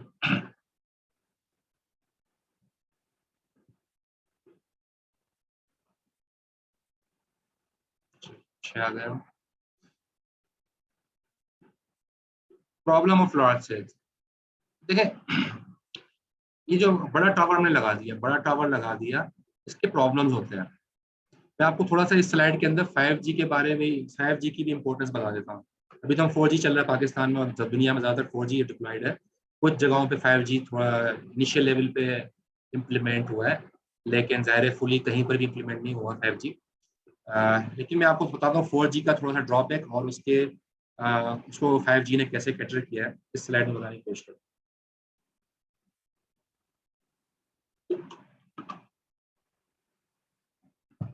देखिए हमने बड़ा टावर लगा दिया, बड़ा टावर प्लेस कर दिया बीच में दरमियान में, और ये कवरेज दे रहा है, लोग ये ज़ाहिर मोबाइल फोन यूज कर रहे हैं, जो भी कवरेज सबको मिल रही है। लेकिन अगर बीच में कोई बिल्डिंग आ जाती है, ठीक है, तो आप कवरेज डिस्कनेक्ट हो गई, बिल्डिंग्स आ रही हैं, मुख्तलिफ ट्रीज आ रहे हैं, ठीक है, बिल्डिंग्स आ रही हैं, जिसकी वजह से डिस्कनेक्टिविटी हो रही है थोड़ी देर के लिए, फिर दोबारा से वो कनेक्टिविटी हो जाती है। और हम ये देखते भी हैं मोबाइल फोन वगैरह में कि जब हम ट्रेवल कर रहे हो खासतौर पे, कभी सिग्नल आते हैं, कभी सिग्नल चले जाते हैं। वो इसलिए होता है कि बीच बीच में बड़ी बड़ी बिल्डिंग्स वगैरह, माउंटेन्स, ट्रीज वगैरह ऐसे ऑब्जेक्ट्स आ जाते हैं, जिसकी वजह से कनेक्टिविटी ड्रॉप हो जाती है। इसको कहते हैं line of site. Line of site जो थोड़ी देर शुरू में मैंने प्रेजेंटेशन के डिस्कस किया था। लाइन ऑफ साइट क्या है कि टॉवर आपका डायरेक्टली जब आपको देख रहा होता है तो वो उसको कहते हैं लाइन ऑफ साइट, जब कनेक्टिविटी होती है। ठीक है, उसको कहते हैं लाइन ऑफ साइट, ये देख सकता है टॉवर। लेकिन बीच में कोई बिल्डिंग वगैरह इस तरह की चीजें आ जाए फिर वो हो जाता है नॉन लाइन ऑफ साइट। तो टेक्निकल टर्म है non line of site, means के वो अब ड्रोन देख नहीं पा रहा, और सॉरी ये जो BTS है वो देख नहीं पा रहा, कनेक्टिविटी नहीं हो पाएगी। ठीक है, तो कनेक्टिविटी डिस्टर्ब हो जाएगी। तो अब बड़ा सेल जब हम लगाते हैं ना, बड़े टॉवर्स हम लगा देते हैं, बड़े टॉवर्स के नुकसान ये है कि इस तरह की डिसकनेक्टिविटी का इशू आ जाता है। ठीक है, तो 5G के अंदर ये सॉल्यूशन रखा गया है कि 5G के अंदर ना छोटे छोटे टॉवर्स लगाए भी जाएंगे ड्रोन के जरिए। कहीं यहाँ ड्रोन लगा दिए, कहीं यहाँ ड्रोन लगा दिया, करीब करीब बिल्डिंग्स के इधर उधर। और उसकी जो फिर रेंजेस होंगी वो जाहिर है शॉर्ट डिस्टेंसेस को, सारे शॉर्ट डिस्टेंस को कवर कर लेंगे। और इस तरह से जो डिस्कनेक्टिविटी के जो इश्यूज आते हैं ना, ये डिस्कनेक्टिविटी के इशू जो है हमारे सॉल्व हो जाएंगे 5G के अंदर, क्योंकि 5G के अंदर मिलीमीटर वेव्स यूज होती हैं। मिलीमीटर वेव्स एक स्ट्रॉन्ग वेव्स हैं, और उसके अंदर बहुत हाई डेटा जो है आप उसमें भेज सकते हैं, very large amount of data. ठीक है, तो उसके अंदर मतलब हाई ग्राफिक्स, हाई वीडियोस वगैरह, उसमें डिस्टॉर्शन भी नहीं आएगी। और जाहिर है जब वो सेल छोटे छोटे सेल्स होंगे, जगह जगह डिप्लॉय कर देंगे आप, तो फिर वो ये डिसकनेक्टिविटी का जो इशू जो हमें नजर आ रहा है यहाँ पर बड़े टावर की वजह से, वो सॉल्व हो जाएगा। 4G के अंदर भी छोटे टावर लगाए जा सकते हैं। 4G के अंदर मिलीमीटर वेव्स का कॉन्सेप्ट नहीं है। मिलीमीटर वेव्स एक इंतहाई इंपॉर्टेंट टॉपिक है 5G का, और इस पर बहुत सारा काम हो भी रहा है, और मैं भी इस पर काम कर रहा हूँ। लेकिन ये मिलीमीटर वेव्स की हम टेक्निकलिटीज में नहीं जा रहे, सिर्फ यहाँ पर ये समझने के लिए कि 5G एक्चुअली छोटे छोटे टॉवर्स का नाम है। हम 5G को मैं अगर मुख्तसर वर्ड्स में कहूँ, small cells with small base station. ठीक है, और उसके जरिए कनेक्टिविटी जगह जगह प्रोवाइड कर दी जाएगी, हाई परफॉर्मेंस होगी, और डिसकनेक्टिविटी का कोई भी इशू कहीं पर भी नहीं है।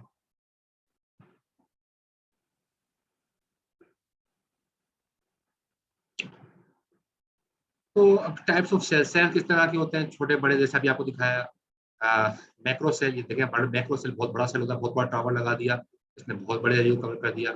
फिर आपने एक छोटा टावर लगाया बीच में, तो उसने छोटे एरिया को कवर कर लिया, ये माइक्रो सेल हो गया। ठीक है, अर्बन एरिया में जहाँ पर हाईली पॉपुलेटेड एरिया होते हैं, लोग ज़्यादा हैं, फ्लैट्स के अंदर रह रहे हैं, बिल्डिंग्स में रह रहे हैं, तो जो शॉपिंग सेंटर्स वगैरह हैं। ठीक है, फ्लैट्स के अंदर भी टावर लगा सकते हैं। फ्लैट्स के अंदर छोटे छोटे टावर लगा दिए, जिसको हम कहते हैं पीको सेल। स्मॉलेस्ट सेल होता है, स्मॉलेस्ट सेल होता है। ठीक है, पीको सेल, कहीं कभी कहीं हम उसको फेमटो सेल भी कहते हैं। तो ये छोटे छोटे सेल्स होते हैं, छोटे छोटे टावर्स होते हैं, जो इनसाइड द बिल्डिंग इंस्टॉल कर दिए जाते हैं। तो बेस अपॉन द कवरेज आप जो है वो देखें आपकी रिक्वायरमेंट क्या है, तो उस तरह के जो है डिप्लॉयमेंट बेस स्टेशन की कर दी जाती है। और इस तरह से, लेकिन एक बात देखिए, एक अगर यूजर कहीं यहाँ से मूव करता हुआ, मैक्रो सेल से मूव करता हुआ अगर माइक्रो सेल में आएगा, तो ये जाहिर है सेल चेंज हो रहा है। जब सेल चेंज हो रहा है तो अब ये कनेक्टिविटी इसकी माइक्रो सेल के टावर से हो जाएगी। ठीक है, मैक्रो सेल के टावर से डिस्कनेक्ट हो जाएगा। लेकिन अगर अंदर से भी अगर मैक्रो सेल से कनेक्ट होना चाहे, हो सकता है, क्योंकि माइक्रो सेल का जो रेंज है वो मैक्रो सेल के अंदर है। आपने देखा ना यहाँ पर, मैक्रो सेल के अंदर, मैक्रो सेल के इनसाइड माइक्रो सेल एग्जिस्ट करना है। सो मैक्रो सेल में मैक्रो सेल की भी कनेक्टिविटी मौजूद है, पीको सेल के अंदर माइक्रो सेल की भी कनेक्टिविटी मौजूद है, मैक्रो सेल की कनेक्टिविटी भी मौजूद है।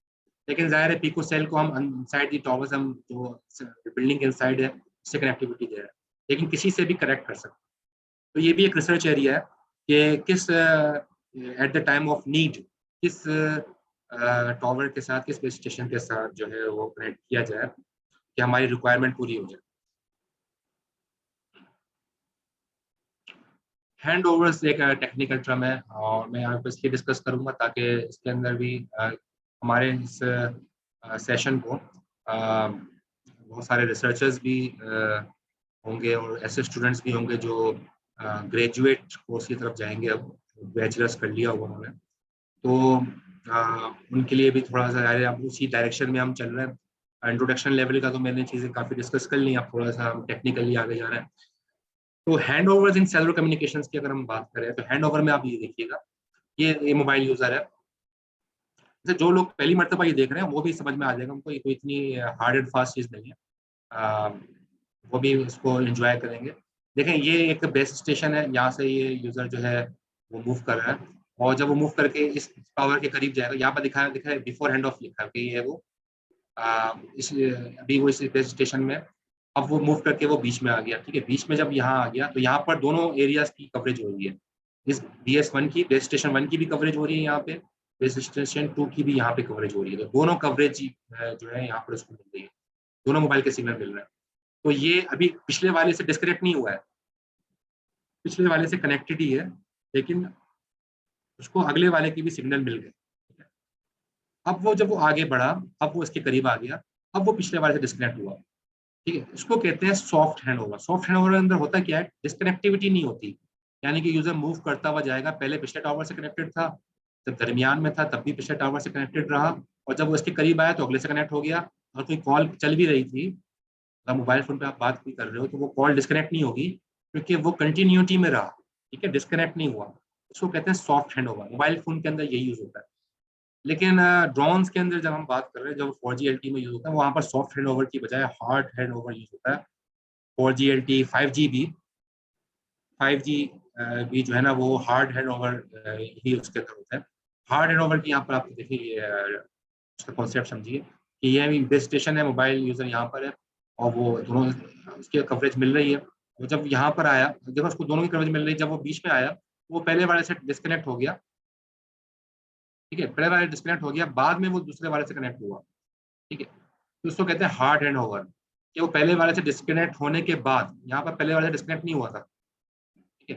पहले इसने इसने क्या हुआ, पहले वाले से डिस्कनेक्ट कब हुआ, जब इसने दूसरा ज्वाइन कर लिया, जब इसने नया टावर ज्वाइन कर लिया फिर इसने डिस्कनेक्ट किया था, ठीक है। जबकि आप यहाँ देखें, इसने दूसरा टावर ज्वाइन करते ही पहले वाले दूसरा टावर भी इसने ज्वाइन किया नहीं है, दूसरा टावर ज्वाइन नहीं किया, उसने पहले डिस्कनेक्ट कर दिया फिर इसने ज्वाइन किया। तो यहाँ पर कॉल ब्रेक हो सकती है, क्योंकि यहाँ पर जो है ना थोड़ी देर की डिस्टर्ब, मतलब थोड़ी देर का ना स्पेस आ रहा है, पहले से डिस्कनेक्ट होगा फिर दूसरे से कनेक्ट होगा।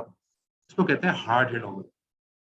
4G LTE में, जब 5G में और 4G LTE जब हम ड्रोन की बात कर रहे हैं, तो वहाँ पर जो LTE का जहाँ पर कॉन्सेप्ट है, वहाँ पर ज़्यादातर ये हार्ड हैंड ओवर हो रहे होते हैं, और इसकी भी रीजन है टेक्निकली बीच बैकग्राउंड में। लेकिन बहरहाल ये दोनों तरह के जो है हैंड ओवर्स कहलाते हैं, और हैंड ओवर के जरिए से ही ज़ाहिर कनेक्टिविटी रहेगी, वरना जो है हैंड ओवर अगर नहीं होंगे तो जाहिर है वो फिर कनेक्टिविटी आपकी ड्रॉप हो जाएगी। तो हैंड ओवर किए जाते हैं। हैंड ओवर का मतलब यही है कि एक बेस स्टेशन से दूसरे बेस स्टेशन के साथ आप कनेक्ट होगे।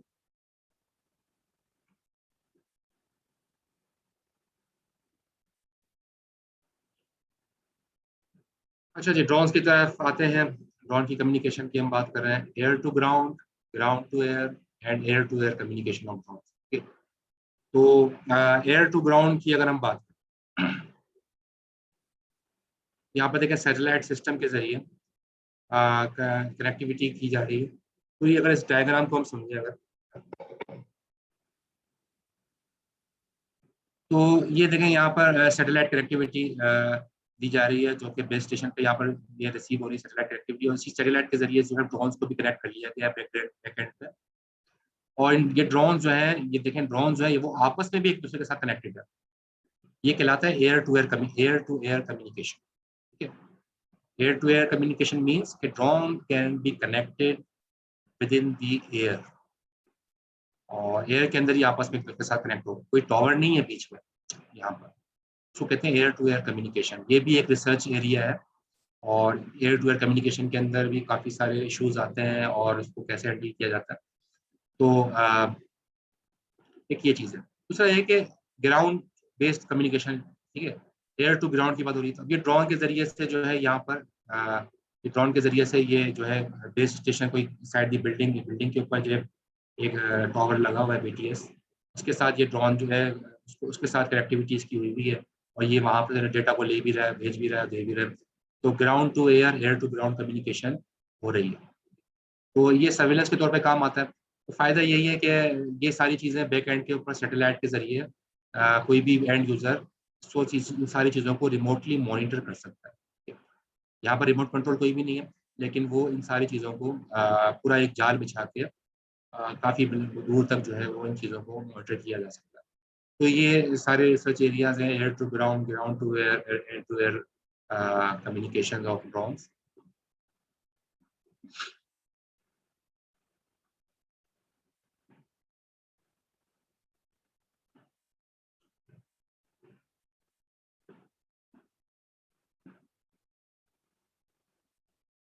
ड्रोन सर्व एज रिलेज, ये भी एक इंटरेस्टिंग इसका एप्लीकेशन है ड्रोन की, कि आप ये देखिए, अब ये टॉवर लगा, अब टॉवर को आप कहाँ तक ले जाएंगे, क्योंकि बड़े बड़े बीच में आपको पता है माउंटेन्स भी आता है, ठीक है। जैसे फॉर एग्जाम्पल एक टॉवर यहाँ लगा है, आगे K2 है, K2 का माउंटेन है, माउंट एवरेस्ट है, K2 है, उस तरह बड़े बड़े आसमान से बातें करते बड़े बड़े पहाड़। तो अब कनेक्टिविटी कैसे दें, इतने बड़े टॉवर लगाए, तो कंपनीज तो इसी में ही दिवालिया हो जाएंगी कि इतने बड़े बड़े टॉवर्स हम अगर वो लगाएंगे कनेक्टिविटी देने के लिए।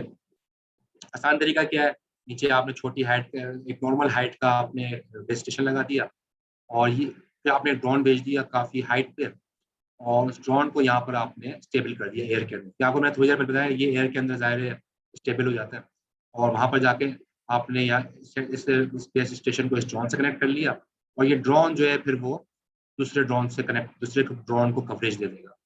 यानी कि इस बेस स्टेशन की जो कनेक्टिविटी है वो इन सारे ड्रोन्स के साथ हो जाएगी। बीच में ये ड्रोन एज अ रिले काम कर रहा है। रिले का मतलब आप समझ गए होंगे कि वो कनेक्टिविटी प्रोवाइड कर रहा है। ये माउंटेन जो डिस्टर्बेंस कर रहा था ऊपर हाइट पे जाके, बजाय ये कि बहुत बड़ा टावर लगाए, इतनी ज़्यादा कॉस्ट बेयर करें, हमने एक ड्रोन भेज के अपना काम कर लिया, इशू जो था वो उसको हमने रिजॉल्व कर लिया।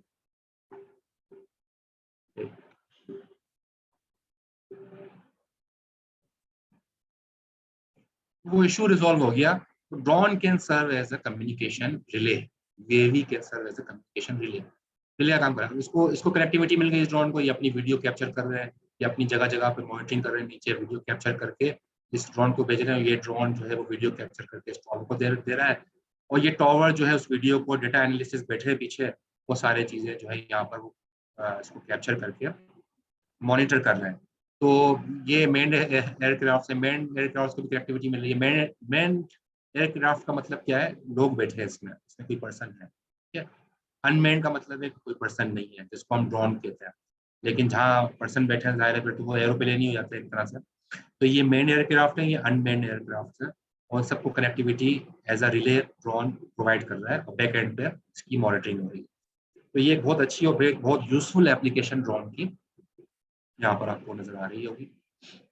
ये मेरे ख्याल में जो लोग टेक्निकली अवेयर नहीं है उन सबको ये सारी चीज़ें बहुत इजीली समझ में आ रही होंगी, और इसकी जो टेक्निकल लोग हैं और जो रिसर्च के अंदर जाना चाह रहे हैं उनको भी अपने फील्ड के बारे में और एरियाज जो हैं वो एक्सप्लोर हो रहे होंगे।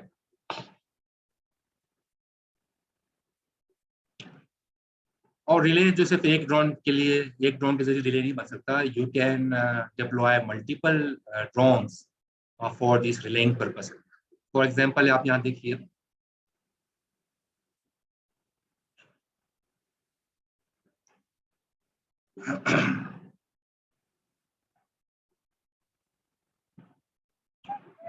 अच्छा जी, ये देखें, ये सीरीज ऑफ ड्रोन है, और ये रिलेइंग का काम कर रहा है, यहाँ तक रिले चल रहा है, और फिर जो है जैसे यहाँ पर लिखा है नंबर 1 रिले यूएवीज, नंबर 1 सारे रिलेइंग का काम कर रहे हैं, ये कनेक्टिविटी प्रोवाइड करें। कहीं पर अगर बेस स्टेशन नहीं है कोई मसला नहीं, एक ड्रोन दूसरे ड्रोन को डेटा सेंड करेगा, दूसरा ड्रोन तीसरे ड्रोन को डेटा सेंड करेगा, कनेक्टिविटी हो जाएगी, ठीक है। रिलेइंग का काम कर रहे हैं, एक तरह से टॉवर का काम कर रहे हैं, टॉवर जो कवरेज दे रहा होता है, हम ड्रोन के जरिए वो कवरेज कर रहे हैं। और फिर यहाँ पर आके जो 2 नंबर के ड्रोन है, ये आर्टिकुलेशन यूएवीज है, ये 2 नंबर के ड्रोन ये हैं जो कि जो ये भी एक तरह के रिलेइंग है, लेकिन ये ड्रोन को, आगे के ड्रोन को जो है मूव कर रहे होते हैं, उनको डायरेक्शन दे रहे होते हैं। तो तीसरे तरह के ड्रोन हैं सर्विलेंस यूएवीज हैं, जो कि एक्चुअली ये असल में वीडियो कैप्चर कर रहे हैं, ठीक है। तो ये ड्रोन वीडियो कैप्चर कर रहे हैं, और फिर ये पीछे वाले जो बैकएंड के उसको डायरेक्शन दे रहे हैं, और उसके फिर डेटा को बैकएंड पे रिलेइंग के जरिए डेटा ग्राउंड स्टेशन पे जा रहे हैं। तो ये एक रिलेइंग का भी एक बहुत बड़ा रिसर्च एरिया है, और काफ़ी इसमें लोगों ने काम किया है और इम्प्लीमेंटेशन भी इसकी हुई है, लेकिन इसमें काफ़ी रूम है, कुछ इश्यूज हैं जो कि डिस्कस किए जा सकते हैं, और सिर्फ सिक्योरिटी के हवाले से भी कुछ इश्यूज हैं, मैं स्लाइड के अंदर भी डिस्कस करूँगा। ताकि जो रिसर्चर्स हमारी इस वेबिनार को अटेंड कर रहे हैं और उनके लिए भी एक इंटरेस्टिंग इंसाइट्स हों, और फ्यूचर के अंदर जो PhDs करना चाह रहे हैं उनके लिए भी इसके अंदर रोल नजर आए। अच्छा जी, ये प्रपोज सर्विलेंस आर्किटेक्चर है अर्बन एरिया के लिए। ये मैंने अपने एक पेपर में, ज़ाहिर है मेरे साथ को ऑथर्स भी थे, ये हमने प्रपोज किया था सर्विलेंस आर्किटेक्चर ड्रोन बेस्ड। ठीक है, इसके अंदर हमने किया क्या कि मुख्तलिफ ड्रोन्स को हमने इंस्टॉल कर दिया मुख्तलिफ जगहों पे। आपको यहाँ पर नजर आ रहा होगा ये ड्रोन्स है सारे, ठीक है, और ये टॉवर्स लगे हुए हैं, और ये ज़ाहिर है मैक्रो सेल्स बना देंगे, टॉवर बड़े बड़े सेल्स बना देंगे, उसमें ये जो छोटे छोटे ड्रोन्स है वो कनेक्ट हो जाएंगे। बिल्डिंग के इनसाइड छोटे छोटे जो है वो बेस स्टेशन हमने लगा दिए हैं, तो बिल्डिंग के अंदर जो ड्रोन्स हैं वो बिल्डिंग के अंदर से कनेक्टिविटी दे रहे होंगे। तो ये सारे ड्रोन्स और ये सारे बेस स्टेशन मिलके अपनी कनेक्टिविटी एक गेटवे पे भेजेंगे, और वहाँ से गेटवे से जो traffic via legacy internet connection के जरिए पीछे कमांड एंड कंट्रोल सेंटर पे यहाँ पर सारी मॉनिटरिंग हो रही होगी। और ये सारी चीज़ें सर्विलेंस के लिए बहुत इंपॉर्टेंस रखती हैं। तो ये हमने जो आर्किटेक्चर डिज़ाइन किया था ये 4G पे किया था, 4G LTE के ऊपर। सारे ड्रोन जो है 4G LTE के इंफ्रास्ट्रक्चर को यूज़ करते हुए कनेक्टेड होंगे, और रिमोटली जो है इनको मॉनिटर किया जा रहा होगा। मैंने फिर सर्च किया इसमें डेटा थ्रूपुट के कितना जो है डेटा इसके अंदर मुतासर हो सकता है, किस वजह से, क्योंकि ज़ाहिर है बिल्डिंग के अंदर कहीं कंक्रीट यूज़ हो रहा है, कहीं गिलास यूज़ हो रहा है, उसकी वजह से डेटा डिलीवरी के अंदर क्या डिस्टर्बेंस आ रही है। जो बिल्डिंग का मटेरियल है ना, जो साइड जो मटेरियल यूज़ हुआ है बिल्डिंग में, उसकी वजह से डिस्टर्बेंस आती है। तो हमने फिर नोट किया कि डिस्टर्बेंस क्या क्या आ रही है, और उस बिहाफ के ऊपर जो है वो हमने देखा कि कहीं थ्रूपुट ज़्यादा है, कहीं कम है, और कहीं किस वजह से जो है थ्रूपुट ज़्यादा है। कहीं हमने जो है इसकी स्पीड को, कहीं जो ड्रोन थे कहीं इसकी स्पीड को तेज़ करके देखा, कहीं आहिस्ता चला के देखा, और फिर वहाँ हमने मॉनिटर किया कि ये कितना जो है इसकी थ्रूपुट आ रही है। तो मुख्तलिफ बहुत अच्छी इंटरेस्टिंग इंसाइट्स हैं। हैंड ओवर होते हैं, ज़ाहिर है उसके अंदर से करेक्शन जो है थ्रूपुट कम हो रहा होता है, और भी बहुत सारे रीजंस होते हैं। तो ये हमने प्रेजेंट किया था, मैंने जब ये कॉन्फ्रेंस में जब प्रेजेंट किया था IEEC के अंदर, NAD में, NAD वालों ने और PIMSET के अंदर ये कॉन्फ्रेंस हुई थी। तो अल्हम्दुलिल्लाह ये बेस्ट पेपर का अवार्ड मिला था। इस सर्विलेंस आर्किटेक्चर को हमने एनालाइज किया था NS3 के ऊपर, NS3 प्लेटफॉर्म पे सिमुलेशंस चला के, और इसके अंदर जो हमने जो मुख्तलिफ वेरिएशंस आ रही हैं उसको हमने डिस्क्लोज किया था, और बहुत अच्छी इंसाइट्स रिसर्चर्स को मिली थी यहाँ से। हमने ये देखा था कि अच्छा, इसमें हम जो ये देखा था कि जैसे जैसे ड्रोन टावर के करीब आ रहा है, उसकी जैसे जैसे पावर बढ़ रही है, तो सिग्नल स्ट्रेंथ बढ़ रही है, तो जो डेटा सेंडिंग कैपेबिलिटी है वो भी बढ़ जाती है, यानी कि डेटा थ्रूपुट बढ़ जाता है। ठीक है, यहाँ पर आप देखेंगे रेड लाइन शो हो रही है, ये यूज हो रही है RSRP use for reference signal receive power. Reference signal receive power क्या मतलब, कि जितनी ड्रोन को पावर मिल रही है बेस स्टेशन से, ठीक है, उसको मेजर किया जा सकता है। RSRP ये एक फिजिकल लेयर का पैरामीटर है, यानी कि इसके जरिए से सिग्नल की स्ट्रेंथ मालूम की जा सकती है। ड्रोन या UAV अगर टावर के करीब होगा, RSRP की वैल्यू अच्छी होगी, अगर टावर से दूर होगा RSRP की वैल्यू खराब होती जाएगी, ज़ाहिर है। तो यहाँ पर ये दिखाया, रेड लाइन शो कर रही है कि जब जब जितनी ज़्यादा इसकी वैल्यू बढ़ रही है RSRP की, उतनी ज़्यादा देखें ग्रे लाइन में थ्रूपुट बढ़ रही है। थ्रूपुट क्या मतलब, क्या डेटा जो पर सेकंड में रिसीव हो रहा है वो बढ़ता जा रहा है, और जितना वो दूर हो रहा है, जितना जितना पावर कम हो रही है, RSRP की जितनी पावर कम हो रही है, उतना थ्रूपुट भी डिक्रीज हो रही है। ठीक है, तो हमने फिर इसको डिस्कस किया, एनालाइज किया, फिर बाद में इस पर काम किया, इस फैक्ट को देखा। ये 4G के अंदर ज़ाहिर ये चीज़ें होती हैं, इश्यूज हैं। तो फिर हमने डिज़ाइन किए, 3 चैनल्स बनाए। एक बेस्ट चैनल का नाम दिया, एक गुड चैनल का नाम दिया, एक पुअर चैनल का नाम दिया। Best channel is the channel जिसके अंदर सबसे अच्छी जो है हमारे पास पावर रिसीव हो रही है, -75 dBm से -90 dBm। ये एक अच्छी पावर स्ट्रेंथ है, अच्छा पावर सिग्नल है जो UAV को रिसीव हो रहा होता है, उसको हम कहते हैं बेस्ट चैनल। हमने इसको बेस्ट चैनल कर दिया कि अगर सिग्नल इतने पावर के, इतने DBM के अगर सिग्नल रिसीव हो रहे हैं तो बेस्ट चैनल है। और अगर -90 से -100 पे चला गया तो ज़ाहिर है सिग्नल की स्ट्रेंथ कम हो गई, तो ये गुड चैनल हो जाएगा। -100 से -120 पे चला गया DBM का रेंज, तो इसका मतलब है ये पुअर चैनल हो गया। हमने तीनों चैनल के ऊपर वीडियो क्वालिटी को मेजर किया, और फिर उसको मेजर करने के बाद मुख्तलिफ एक्सपेरिमेंट किए। तो आपको थोड़ा सा रिजल्ट दिखा देता हूँ। तो हमें ये नजर आया गुड चैनल के ऊपर। अब यहाँ पर देखें, हमने मोबिलिटी मॉडल हमने यूज किया था अपनी रिसर्च में गॉस मॉर्कोव। थोड़ा टेक्निकल है। गॉस मॉर्कोव एक मोबिलिटी मॉडल है जो कि बिल्कुल जो नेचुरल फ्लाइट पैटर्न का जो मोबिलिटी है ना, जैसे जहाज वगैरह जिस तरह उड़े होते हैं, हम चाह रहे हैं ड्रोन भी हमारे वैसे ही मूव करें, बिल्कुल नेचुरल फ्लाइट हो। तो हमने NS3 के अंदर गॉस मॉर्कोव मोबिलिटी मॉडल को इम्प्लीमेंट किया और अपने मॉडल अपने अपने स्ट्रक्चर के अंदर, इंफ्रास्ट्रक्चर में, सेलुलर इंफ्रास्ट्रक्चर था। और फिर उस UAV ने फ्लाइट की, ड्रोन्स ने फ्लाइट की, और ज़ाहिर है सारा काम सिमुलेशन बेस्ड हुआ। और फिर उसके बाद जो है हमने देखा कि बेस्ट चैनल पे कितनी थ्रूपुट है, गुड चैनल पे कितनी थ्रूपुट आई, और पुअर चैनल पे कितनी थ्रूपुट आई। तो आप यहाँ पर देख सकते हैं जैसे जैसे चैनल पुअर की तरफ जा रहा है, हमारी थ्रूपुट भी कम हो गई। और फिर हमने देखा वीडियो में क्या इफेक्ट पड़ता है। ठीक है, इसका ताल्लुक वीडियो के साथ है, वीडियो भी खराब हो जाएगी, पुअर चैनल पे वीडियो भी खराब हो जाएगी, बेस्ट चैनल पे वीडियो भी अच्छी हो जाएगी। तो improving video quality in surveillance application very critical research area. मैंने इस रिसर्च एरिया पे काम किया था ड्यूरिंग माय PhD। और फिर मैंने इसका प्रपोज किया था कि एक अच्छा एल्गोरिदम, एक ऐसा एल्गोरिदम जो कि सर्विलेंस के दौरान वीडियो क्वालिटी को इम्प्रूव कर देगा। ठीक है, और ये सर्विलेंस 4G इंफ्रास्ट्रक्चर पे होगी। तो 4G इंफ्रास्ट्रक्चर पे अगर सिग्नल्स अप एंड डाउन हो रहे हैं, सिग्नल्स की स्ट्रेंथ कम ज़्यादा हो रही है, वीडियो क्वालिटी में फ़र्क नहीं आएगा।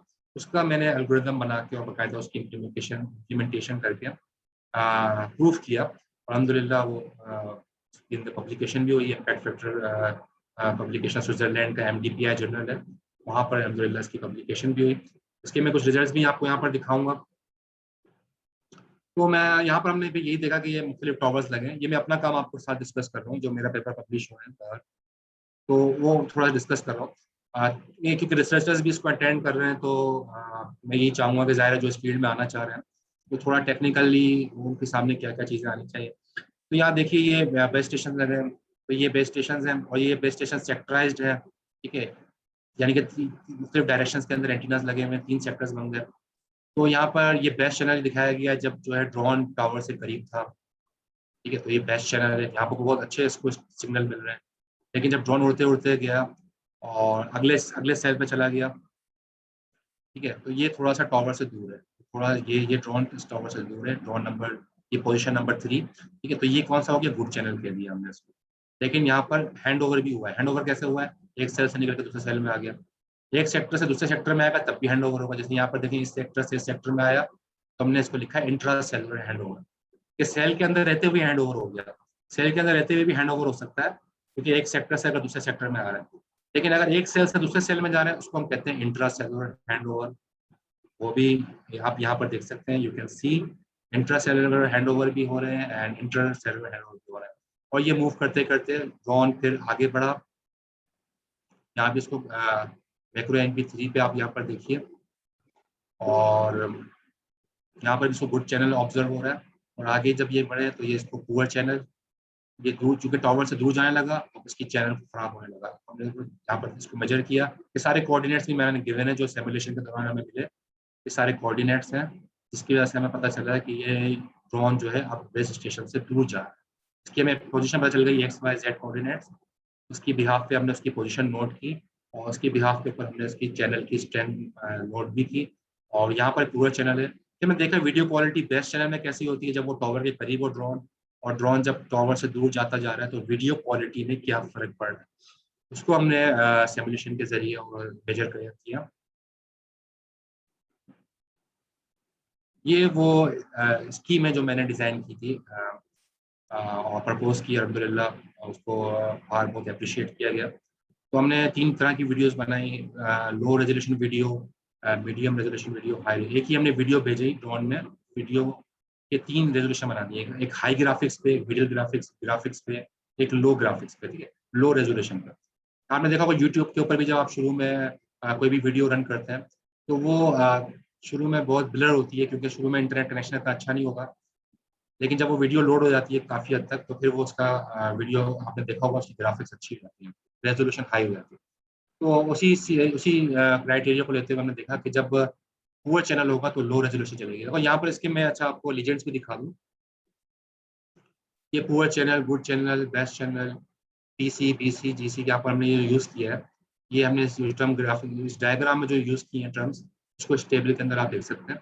RRV means low resolution video, HRV means high resolution video, MRV means medium resolution video, EOV means end of video, HO का मतलब हैंड ओवर। तो यहाँ पर मैं डायग्राम थोड़ा सा इसलिए समझा दूँ थोड़ा सा कि ये स्कीम जो मैंने डिज़ाइन की थी, वो इसका आइडिया आपको मतलब जो रिसर्चर्स बैठे हैं उनको मतलब आइडिया हो जाए, जो स्टूडेंट्स हमारे हैं जो रिसर्च करना चाहते हैं, ये रिसर्च के अंदर किस किस चीज़ों को एक्सप्लोर किया जा सकता है।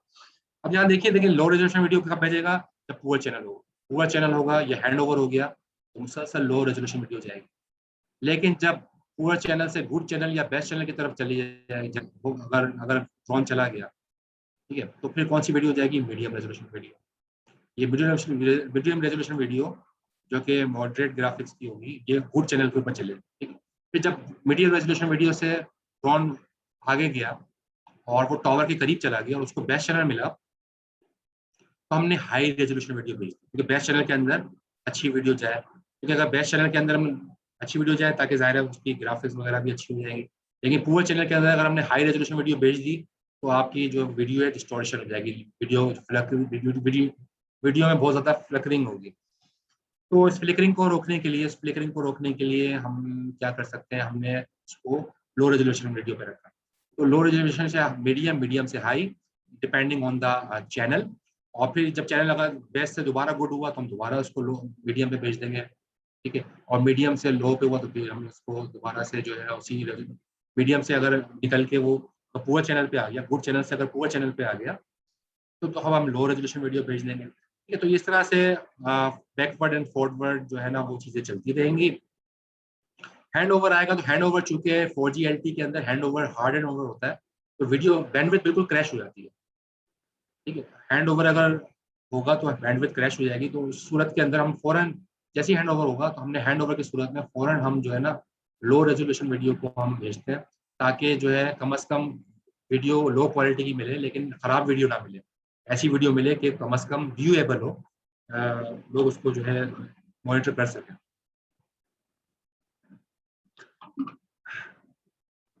इन डेप्थ बहुत सारी साइंस है, मैं इसको इसलिए डिस्कस नहीं करूंगा इन डेप्थ, क्योंकि वो ही 2-3 घंटे की प्रेजेंटेशन हो जाएगी। लेकिन बहरहाल सिर्फ थोड़ा सा इसको एलेबरेट कर दिया इस स्कीम को। और कुछ ये वो एल्गोरिथम था एस्क्रास का, जो मैंने प्रपोज किया, और इसमें बाकायदा मैंने RSRP की वैल्यूज को मेजर किया और थ्रेशोल्ड वैल्यूज रखी अपर और लोअर थ्रेशोल्ड वैल्यूज रखी। उसकी बिहाफ पे मैंने फिर एल्गोरिथम के अंदर डिसीजन लिया कि अगर लो रेजोल्यूशन वीडियो है तो फिर जो है अगर वीडियो नहीं है तो लो रेजोल्यूशन वीडियो भेजेंगे। उसी हिसाब से चैनल जैसे जैसे चेंज होता जाएगा और वीडियो की क्वालिटी रेजोल्यूशन भी उसी हिसाब से बढ़ती जाएगी। तो LRV, MRV, HRV वो सारी स्टेट्स हैं, ठीक है। तो किस कौन सी स्टेट है उस हिसाब से जो है हम RSRP की वैल्यू को देखते हुए उसको मेजर करते हुए हम जो है वो रेट एडॉप्टेशन कर परफॉर्म कर रहे हैं। तो इस एल्गोरिथम के ज़रिए से हमने 4G LTE के ऊपर जो है अल्हम्दुलिल्लाह ये मेरा काम पब्लिश हुआ था और हाई इम्पैक्ट फैक्टर जनरल में। तो ये इम्प्रूवमेंट की वीडियो क्वालिटी के अंदर ड्यूरिंग सर्विलेंस। इस तरह की रिसर्च एरियाज होते हैं। मैंने यहाँ पर आपको स्नैपशॉट पे दिखा दूँ मुख्तलिफ यहाँ पर, जैसे आप देखिए ये फेस्टिव जो है ये भी एक अच्छा एल्गोरिथम है जो वीडियो क्वालिटी को बेटर करने के लिए सब प्रपोज किया गया था। मेरा एल्गोरिथम जो था वो एस्क्रास था, लेकिन ये यहाँ पर मैंने दिखाया कि जब फेस्टिव के अंदर ये प्रॉब्लम आया, तो फेस्टिव के अपने फीचर्स हैं, ठीक है। इसके अंदर जो है एस्क्रास के अपने फीचर्स हैं। एस्क्रास के अंदर जाहिर है कि वो फॉरन जो है वो अडॉप्टेशन परफॉर्म कर लेता है और ये फेस्टिव के अडॉप्टेशन की क्राइटेरिया अलग अलग है। बहरहाल मैं डेप्थ में नहीं जा रहा, लेकिन आप ये देख लीजिए कि फेस्टिव का जो जब रिजल्ट था, जो वीडियो कैप्चर की थी उसमें ये डिस्टॉर्शन आई, जबकि एस्क्रास के अंदर जो है वो डिस्टॉर्शन नहीं आई। ये मेरा जो डिज़ाइन किया एल्गोरिथम था उससे ये इम्प्रूवमेंट हुई। इस तरह से मुख्तलिफ इमेजेस के ज़रिए आप देखिए यहाँ पर भी आपको फेस्टिव डिस्टॉर्शन नज़र आ रही है और एस्क्रास ने इसको काफ़ी इम्प्रूव किया वीडियो क्वालिटी को। यहाँ पर भी आप देखिए ये फेस्टिव के और एस्क्रास के कंपेरिजन आपको नजर आ रहा है। और ये पाई स्ट्रीम भी ये एक और स्कीम थी, और ये भी रेड स्कीम थी, फिजिकल लेयर फॉर्म। और यहाँ पर कंजेशन, फेस्टिव कंजेशन अवेयर नहीं था, ये कंजेशन अवेयर है, लेकिन ये इसके अंदर मैथमेटिक्स का फॉर्मुलेशन बहुत ज़्यादा थी, जिसकी वजह से थोड़ा डिले आ रहा था।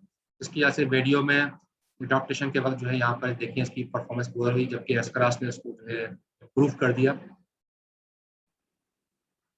टेक्निकली तो बहुत सारे ग्राफ्स भी हैं, लेकिन वो मैं सारे इसलिए नहीं दिखाऊंगा क्योंकि ज़ाहिर है प्रेजेंटेशन बहुत तवील हो जाएगी। सिर्फ मैंने अभी जो उसकी इमेजेस थी और जो एंड रिजल्ट था उसको थोड़ा डिस्कस किया। यहाँ पर ये देखिए, यहाँ पर पाई स्ट्रीम के रिजल्ट और एस्क्रास के रिजल्ट आपको फर्क नजर आ रहा होगा। यहाँ पर इमेज क्लिकर हो रही है पाई स्ट्रीम के रिजल्ट्स में, और एस्क्रास ने इसको इम्प्रूव कर दिया। तो बहरहाल ये मेरा कुछ काम था जो मैं डिस्कस करना चाह रहा था रिसर्चर्स के साथ आज के वेबिनार में, ताकि जो रिसर्चर्स हैं, जो स्टूडेंट्स हैं और इस फील्ड में आना चाह रहे हैं तो बहुत अच्छा काम कर सकते हैं। और बहुत बहुत ज़्यादा गैप है, रिसर्च गैप है बहुत सारी चीज़ों में, जो जिस पे काम किया जा सकता है और पब्लिकेशन भी की जा सकती है। अच्छा, एंड में दोबारा ड्रोन स्वार्मिंग के बारे में थोड़ा सा डिस्कस करते हैं। ये अच्छा टॉपिक है, और होपफुली जो नए लोग हैं जिन्होंने अटेंड करने जा रहे हैं, रिसर्चर्स हैं, हमारे स्टूडेंट्स हैं, वो सब इसको एंजॉय करेंगे। अच्छा जी, ये क्या है? जाहिर है, देखिए यूएवी अगर बल्क की सूरत में हो रहा है, ठीक है, 50-60 यूएवीज आपने उड़ा दिए, ड्रोन्स 50-60 आपने हवा में उड़ा दिए। अब उसको लिए 50-60 जाहिर है यूएवीज को उड़ाने के लिए हमें फिर उसके अंदर कोई एल्गोरिदम्स रखने पड़ते हैं। एक एल्गोरिदम्स हो या कोई ऐसा कोई मैकेनिज्म हो जिसके ज़रिए से जो है वो हैंडल किया जा सके। और इसको कहते हैं यूएवी स्वार्म, जिससे परिंदों के झुंड होते हैं, ड्रोन के भी झुंड होते हैं।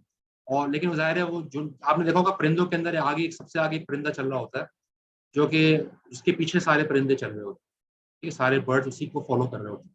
वो जहाँ वो जाएगा वो पीछे सारे झुंड उसी के पीछे चला जाएगा।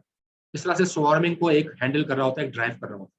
इस तरह से ड्रोन के अंदर भी यही मैकेनिज्म है, किसी एक पायलट ड्रोन हो जाता है और वो ड्रोन सारे ड्रोन्स को लीड करता है, एक लीडर ड्रोन होता है वो, ठीक है, और उसके जरिए से जो है वो पूरा स्वार्मिंग को जो है कंट्रोल किया जा सकता है। और तो यहाँ पर लिखा हुआ है कि flock of vehicles controlled by a single operator, एक ऑपरेटर सारे जो है व्हीकल को हैंडल कर सकता है।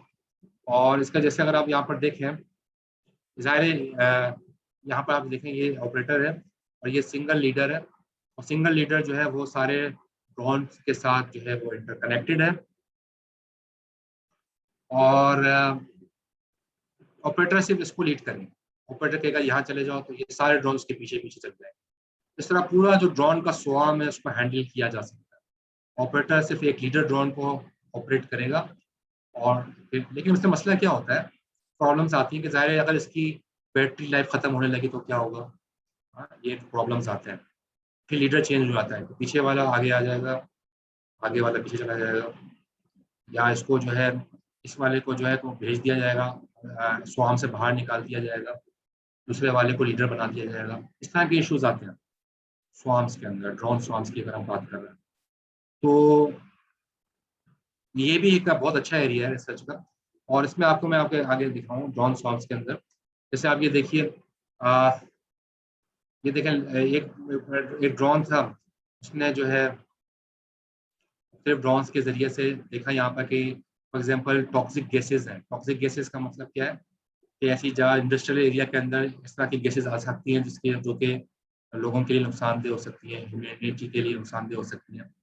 तो उन टॉक्सिक गैसेस को ख़त्म, मतलब उसको डिटेक्ट करने के लिए ये जो है ना, ये डिटेक्ट करेंगे ड्रोन, उसको पीछे भेज देंगे लार्ज, ये कैमरा इसमें ड्रोन में लगे होंगे, और ये ड्रोन जो है छोटे छोटे ड्रोन्स को हैंडल किया करेगा और उसको गाइड करेगा कि कहाँ पर जाके जहाँ पर भी टॉक्सिक गैसेज हों वहाँ पर उसको सेंस करेगा, और ये उसके ज़रिए से वहाँ पर उसमें एक्शन प्रोग्राम जो जाहिर है जो केमिकल इंडस्ट्रीज़ के ज़रिए जो धुआं वगैरह वहाँ पर निकल रहा है टॉक्सिक गैसेज के अंदर उसकी शक्ल में, उसको जो है वो कैटर किया जा सकता है।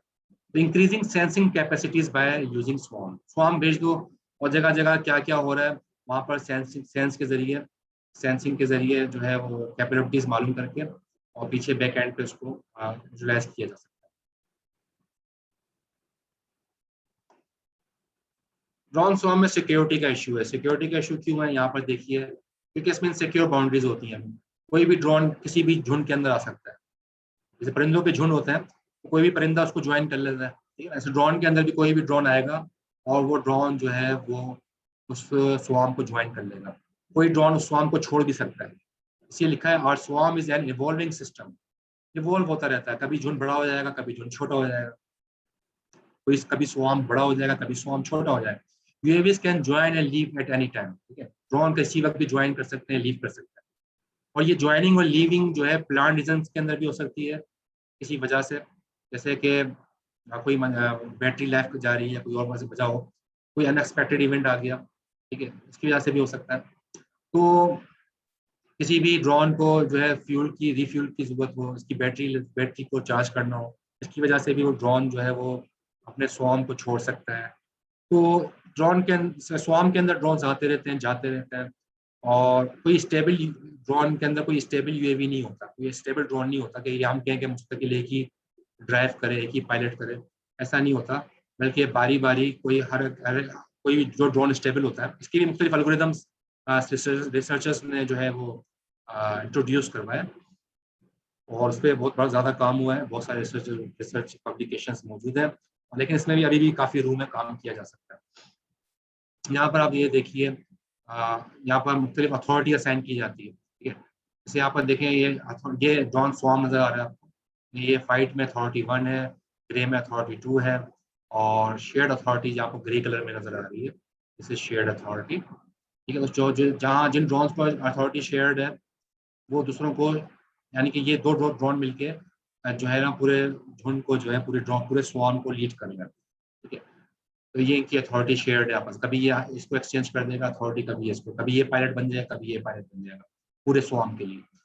और इस तरह से आप देखें व्हाइट कलर में जो आपको नजर आ रहा है, ये आपस में इनकी अथॉरिटी एक्सचेंज होगी, ये जहाँ की अथॉरिटी शेयर्ड हो रही है। तो बाहर ये अथॉरिटी के पॉइंट ऑफ व्यू से मुख्तलिफ रिसर्चर्स ने काम किया है कि किस ड्रोन को जो है अथॉरिटी मिलनी चाहिए, किसी को, क्योंकि ज़ाहिर है कोई भी ऐसा ड्रोन नहीं आना चाहिए स्वार्म के अंदर। ये भी तो हो सकता है दुश्मन का ड्रोन जो है हमारे स्वार्म को ज्वाइन कर ले। तो किसी एनिमी का ड्रोन हमारे स्वार्म को ज्वाइन कर लेगा, तो ज़ाहिर है उसको सारी इन्फॉर्मेशन मिल जाएगी। तो सिक्योरिटी पॉइंट ऑफ व्यू से बहुत सारी चीज़ें जो है ना इसके अंदर की जा रही हैं, रिसर्च पर काफ़ी हो रहा है, और लेकिन इसमें काफ़ी रूम मौजूद है। जो स्टूडेंट्स हैं इसके अंदर रिसर्चर्स रिसर्च करना चाहें तो उनके लिए भी जो है काफ़ी इसके अंदर जो है इश्यूज आपको नज़र आएंगे इसके अंदर। तो यहाँ पर अब थोड़ा सा इमेजेस आपको स्वार्म पे दिखा देंगे। स्वार्म आपको नज़र आ रहा है ड्रोन का, और इनको भी जो है ज़ाहिर हिट किया जा सकता है।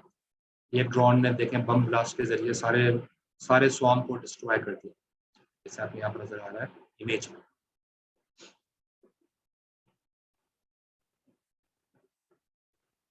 ये देखें दूसरी एक वीडियो बनाई हुई है, ये सारे परिंदे नहीं हैं, सब ड्रोन्स है, सब ड्रोन्स है, और इनको एक ही ड्रोन आगे इनके पायलट ड्रोन्स है जो पूरे स्वार्म को जो है लीड कर रहे हैं। ड्रोन स्वार्मिंग का कॉन्सेप्ट ये अटैक करने के लिए भी इस्तेमाल होता है, और मूवीज वगैरह भी बनी है इस पर, ये उसी का क्लिप है।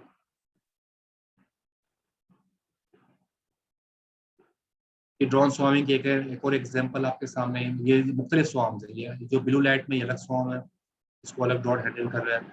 रेड लाइट में जो है अलग स्वार्म है, ठीक है ना। ये अलग ड्रोन है, ये अलग ड्रोन है। चार यहाँ पर स्वार्म्स अगर आप देखें, स्वार्म्स इसमें कितने, 1 2 3 4 5 5 स्वार्म्स नजर आ रहे हैं आपको, और अलग अलग जाहिर है उनकी इनको इनको मूवमेंट के लिहाज से जो है वो किया गया। ये कुछ स्टेशनरी है, पीछे रेड कलर का जो स्वार्म नजर आ रहा है आपको ड्रोन का, ये स्टेशनरी है, खड़ा हुआ है ना, ये जो स्टेबल है।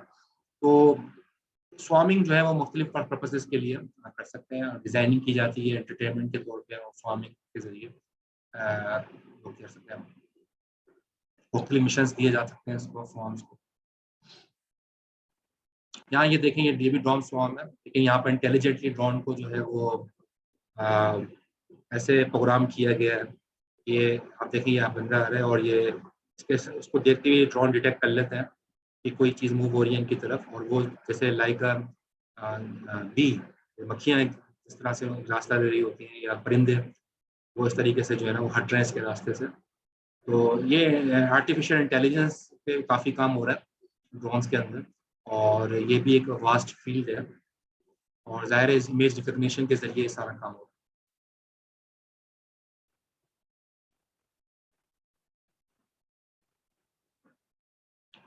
और ये देखें, ये भी एक इंटरेस्टिंग वीडियो, आप ये भी ड्रोन स्वार्म है, जो कि इस बंदे को इसने सारे ड्रोन ने इसको हिट किया, ठीक है ना। उनको ये प्रोग्राम कर दिया कि ये इस पर अटैक करना है, ये सब ने इस पर अटैक करना।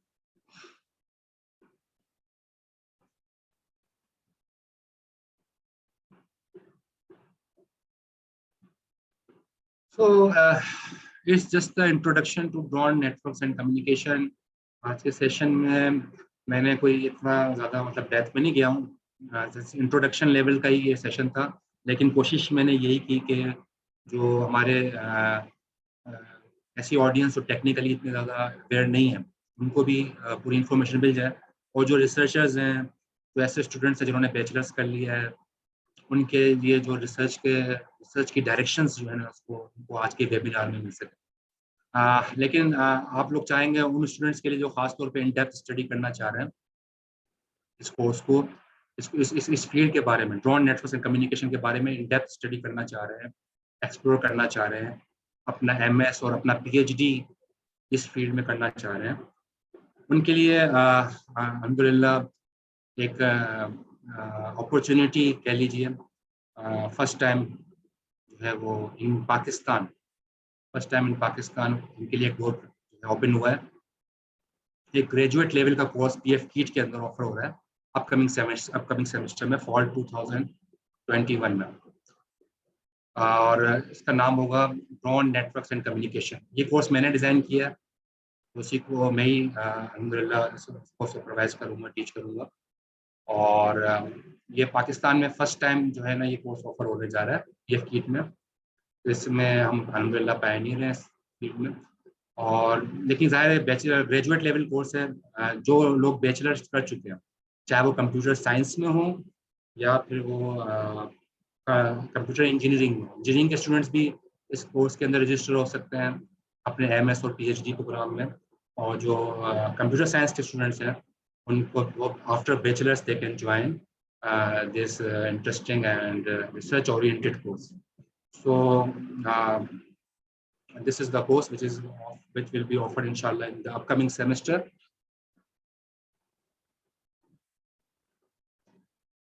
और ये अगर आप जानना चाहते हैं मेरे बारे में, तो ये sites.google.com view/Dr.Mohammed ये URL है, इस पर जाके आपको मेरी पर्सनल वेबसाइट यहाँ पर जो है मिल जाएगी,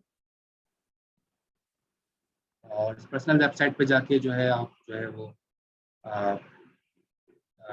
आपको मेरे बारे में जो है वो चीज़ें कोई अगर इन्फॉर्मेशन चाहिए हो तो यहाँ पर आप उसको ले सकते हैं।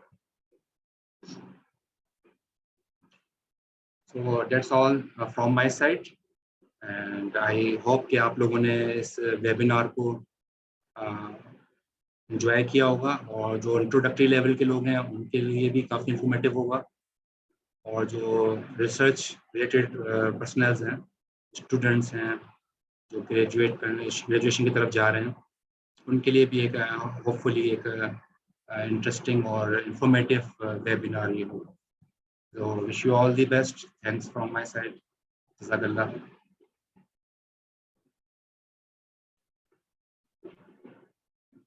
Thank you very much, sir. It was a very informative session, and I'm sure that everyone else in this meeting feels the same way. If anyone has any questions, kindly raise your hand so we can unmute you, or type the question in the chat box along with your name and affiliation.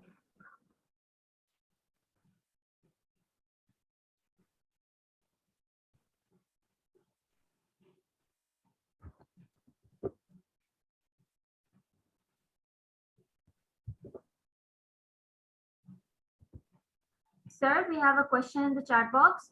What can be the maximum and minimum amount to create a drone? If a student wants to create a drone, which drone can he or she make? Can be made, drone की amount depend करती है आपका जो है ना purpose क्या है, ठीक है। अगर सिर्फ आपने सर्विलेंस के लिए आप देखा है, छोटे छोटे ड्रोन्स भी मैंने आपके यहाँ पर डिस्प्ले किए थे, उसमें जाहिर है बहुत ज़्यादा छोटा सा जो है सेटअप इन्वॉल्व होता है, सेंसर्स के मिल जाते हैं ड्रोन्स के, और मैटलैब के जरिए प्रोग्राम किया जा सकता है ड्रोन को। और लेकिन अगर आपका पर्पस अगर ऐसा है कि इसमें आप चाहते हैं कि आपको एक बड़े लेवल के ऊपर आप चाह रहे हैं कि अगर आपको ड्रोन बनाना चाह रहे हैं, उसके अंदर मल्टीपल सेंसर्स लगाना चाह रहे हैं, उसकी कॉस्ट भी रेट करेगी, फिर वो लैक्स में चला जाता है, ठीक है। 1000 से लेके फिर लैक्स के अंदर चली जाती है, और जाहिर है वो ड्रोन्स तो हम बना भी नहीं सकते जो कि स्काई के अंदर मैंने आपको शुरू के अंदर दिखाया था अपने वेबिनार में। तो वो ड्रोन्स जो है ज़ाहिर है बहुत एक्सपेंसिव होते हैं। So it's actually depends upon the requirement, so cost and infrastructure depends upon the requirement. All right, sir. There is one more question.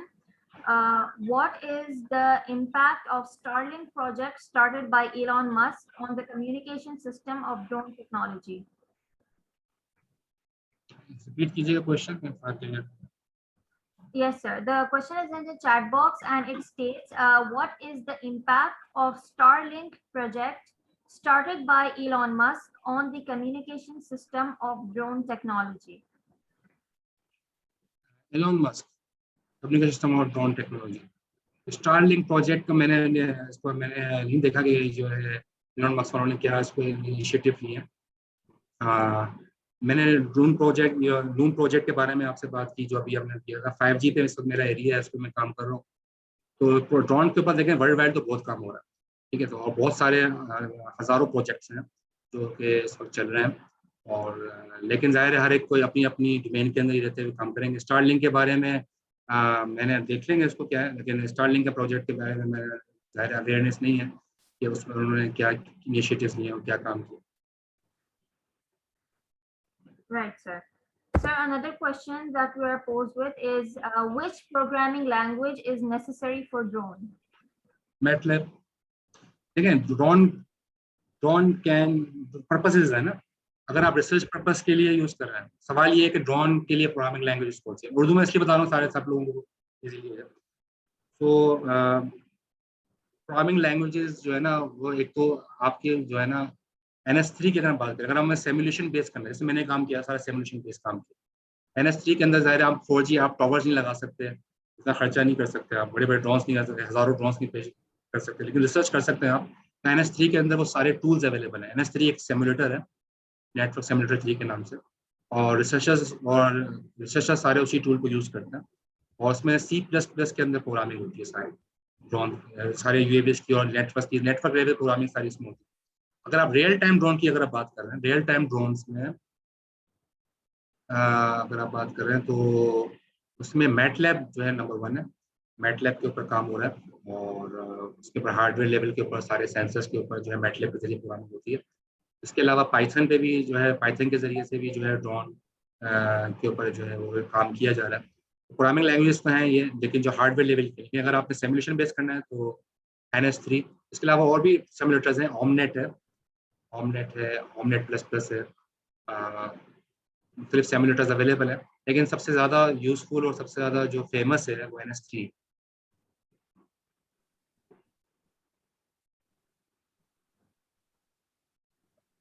All right. Thank you, sir. Now, we will have a quiz for about 10 minutes. Please don't leave the meeting and proceed with your quiz. Later, we will be providing the token of appreciation to our esteemed speaker. The quiz will now commence and it will end at 11:55. Everyone, please start the quiz. And we will come back after 10 minutes.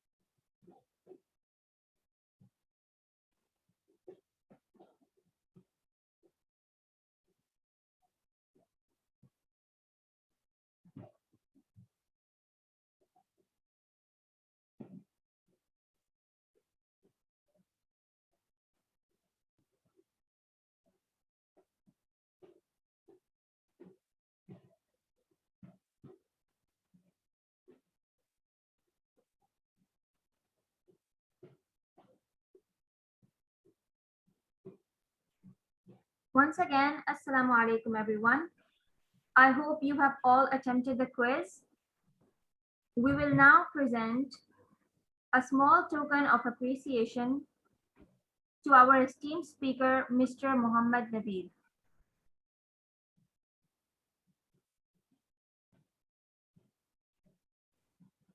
On behalf of all the participants and our entire organizing body, we would like to thank you humbly, sir, for joining us today and giving us your time.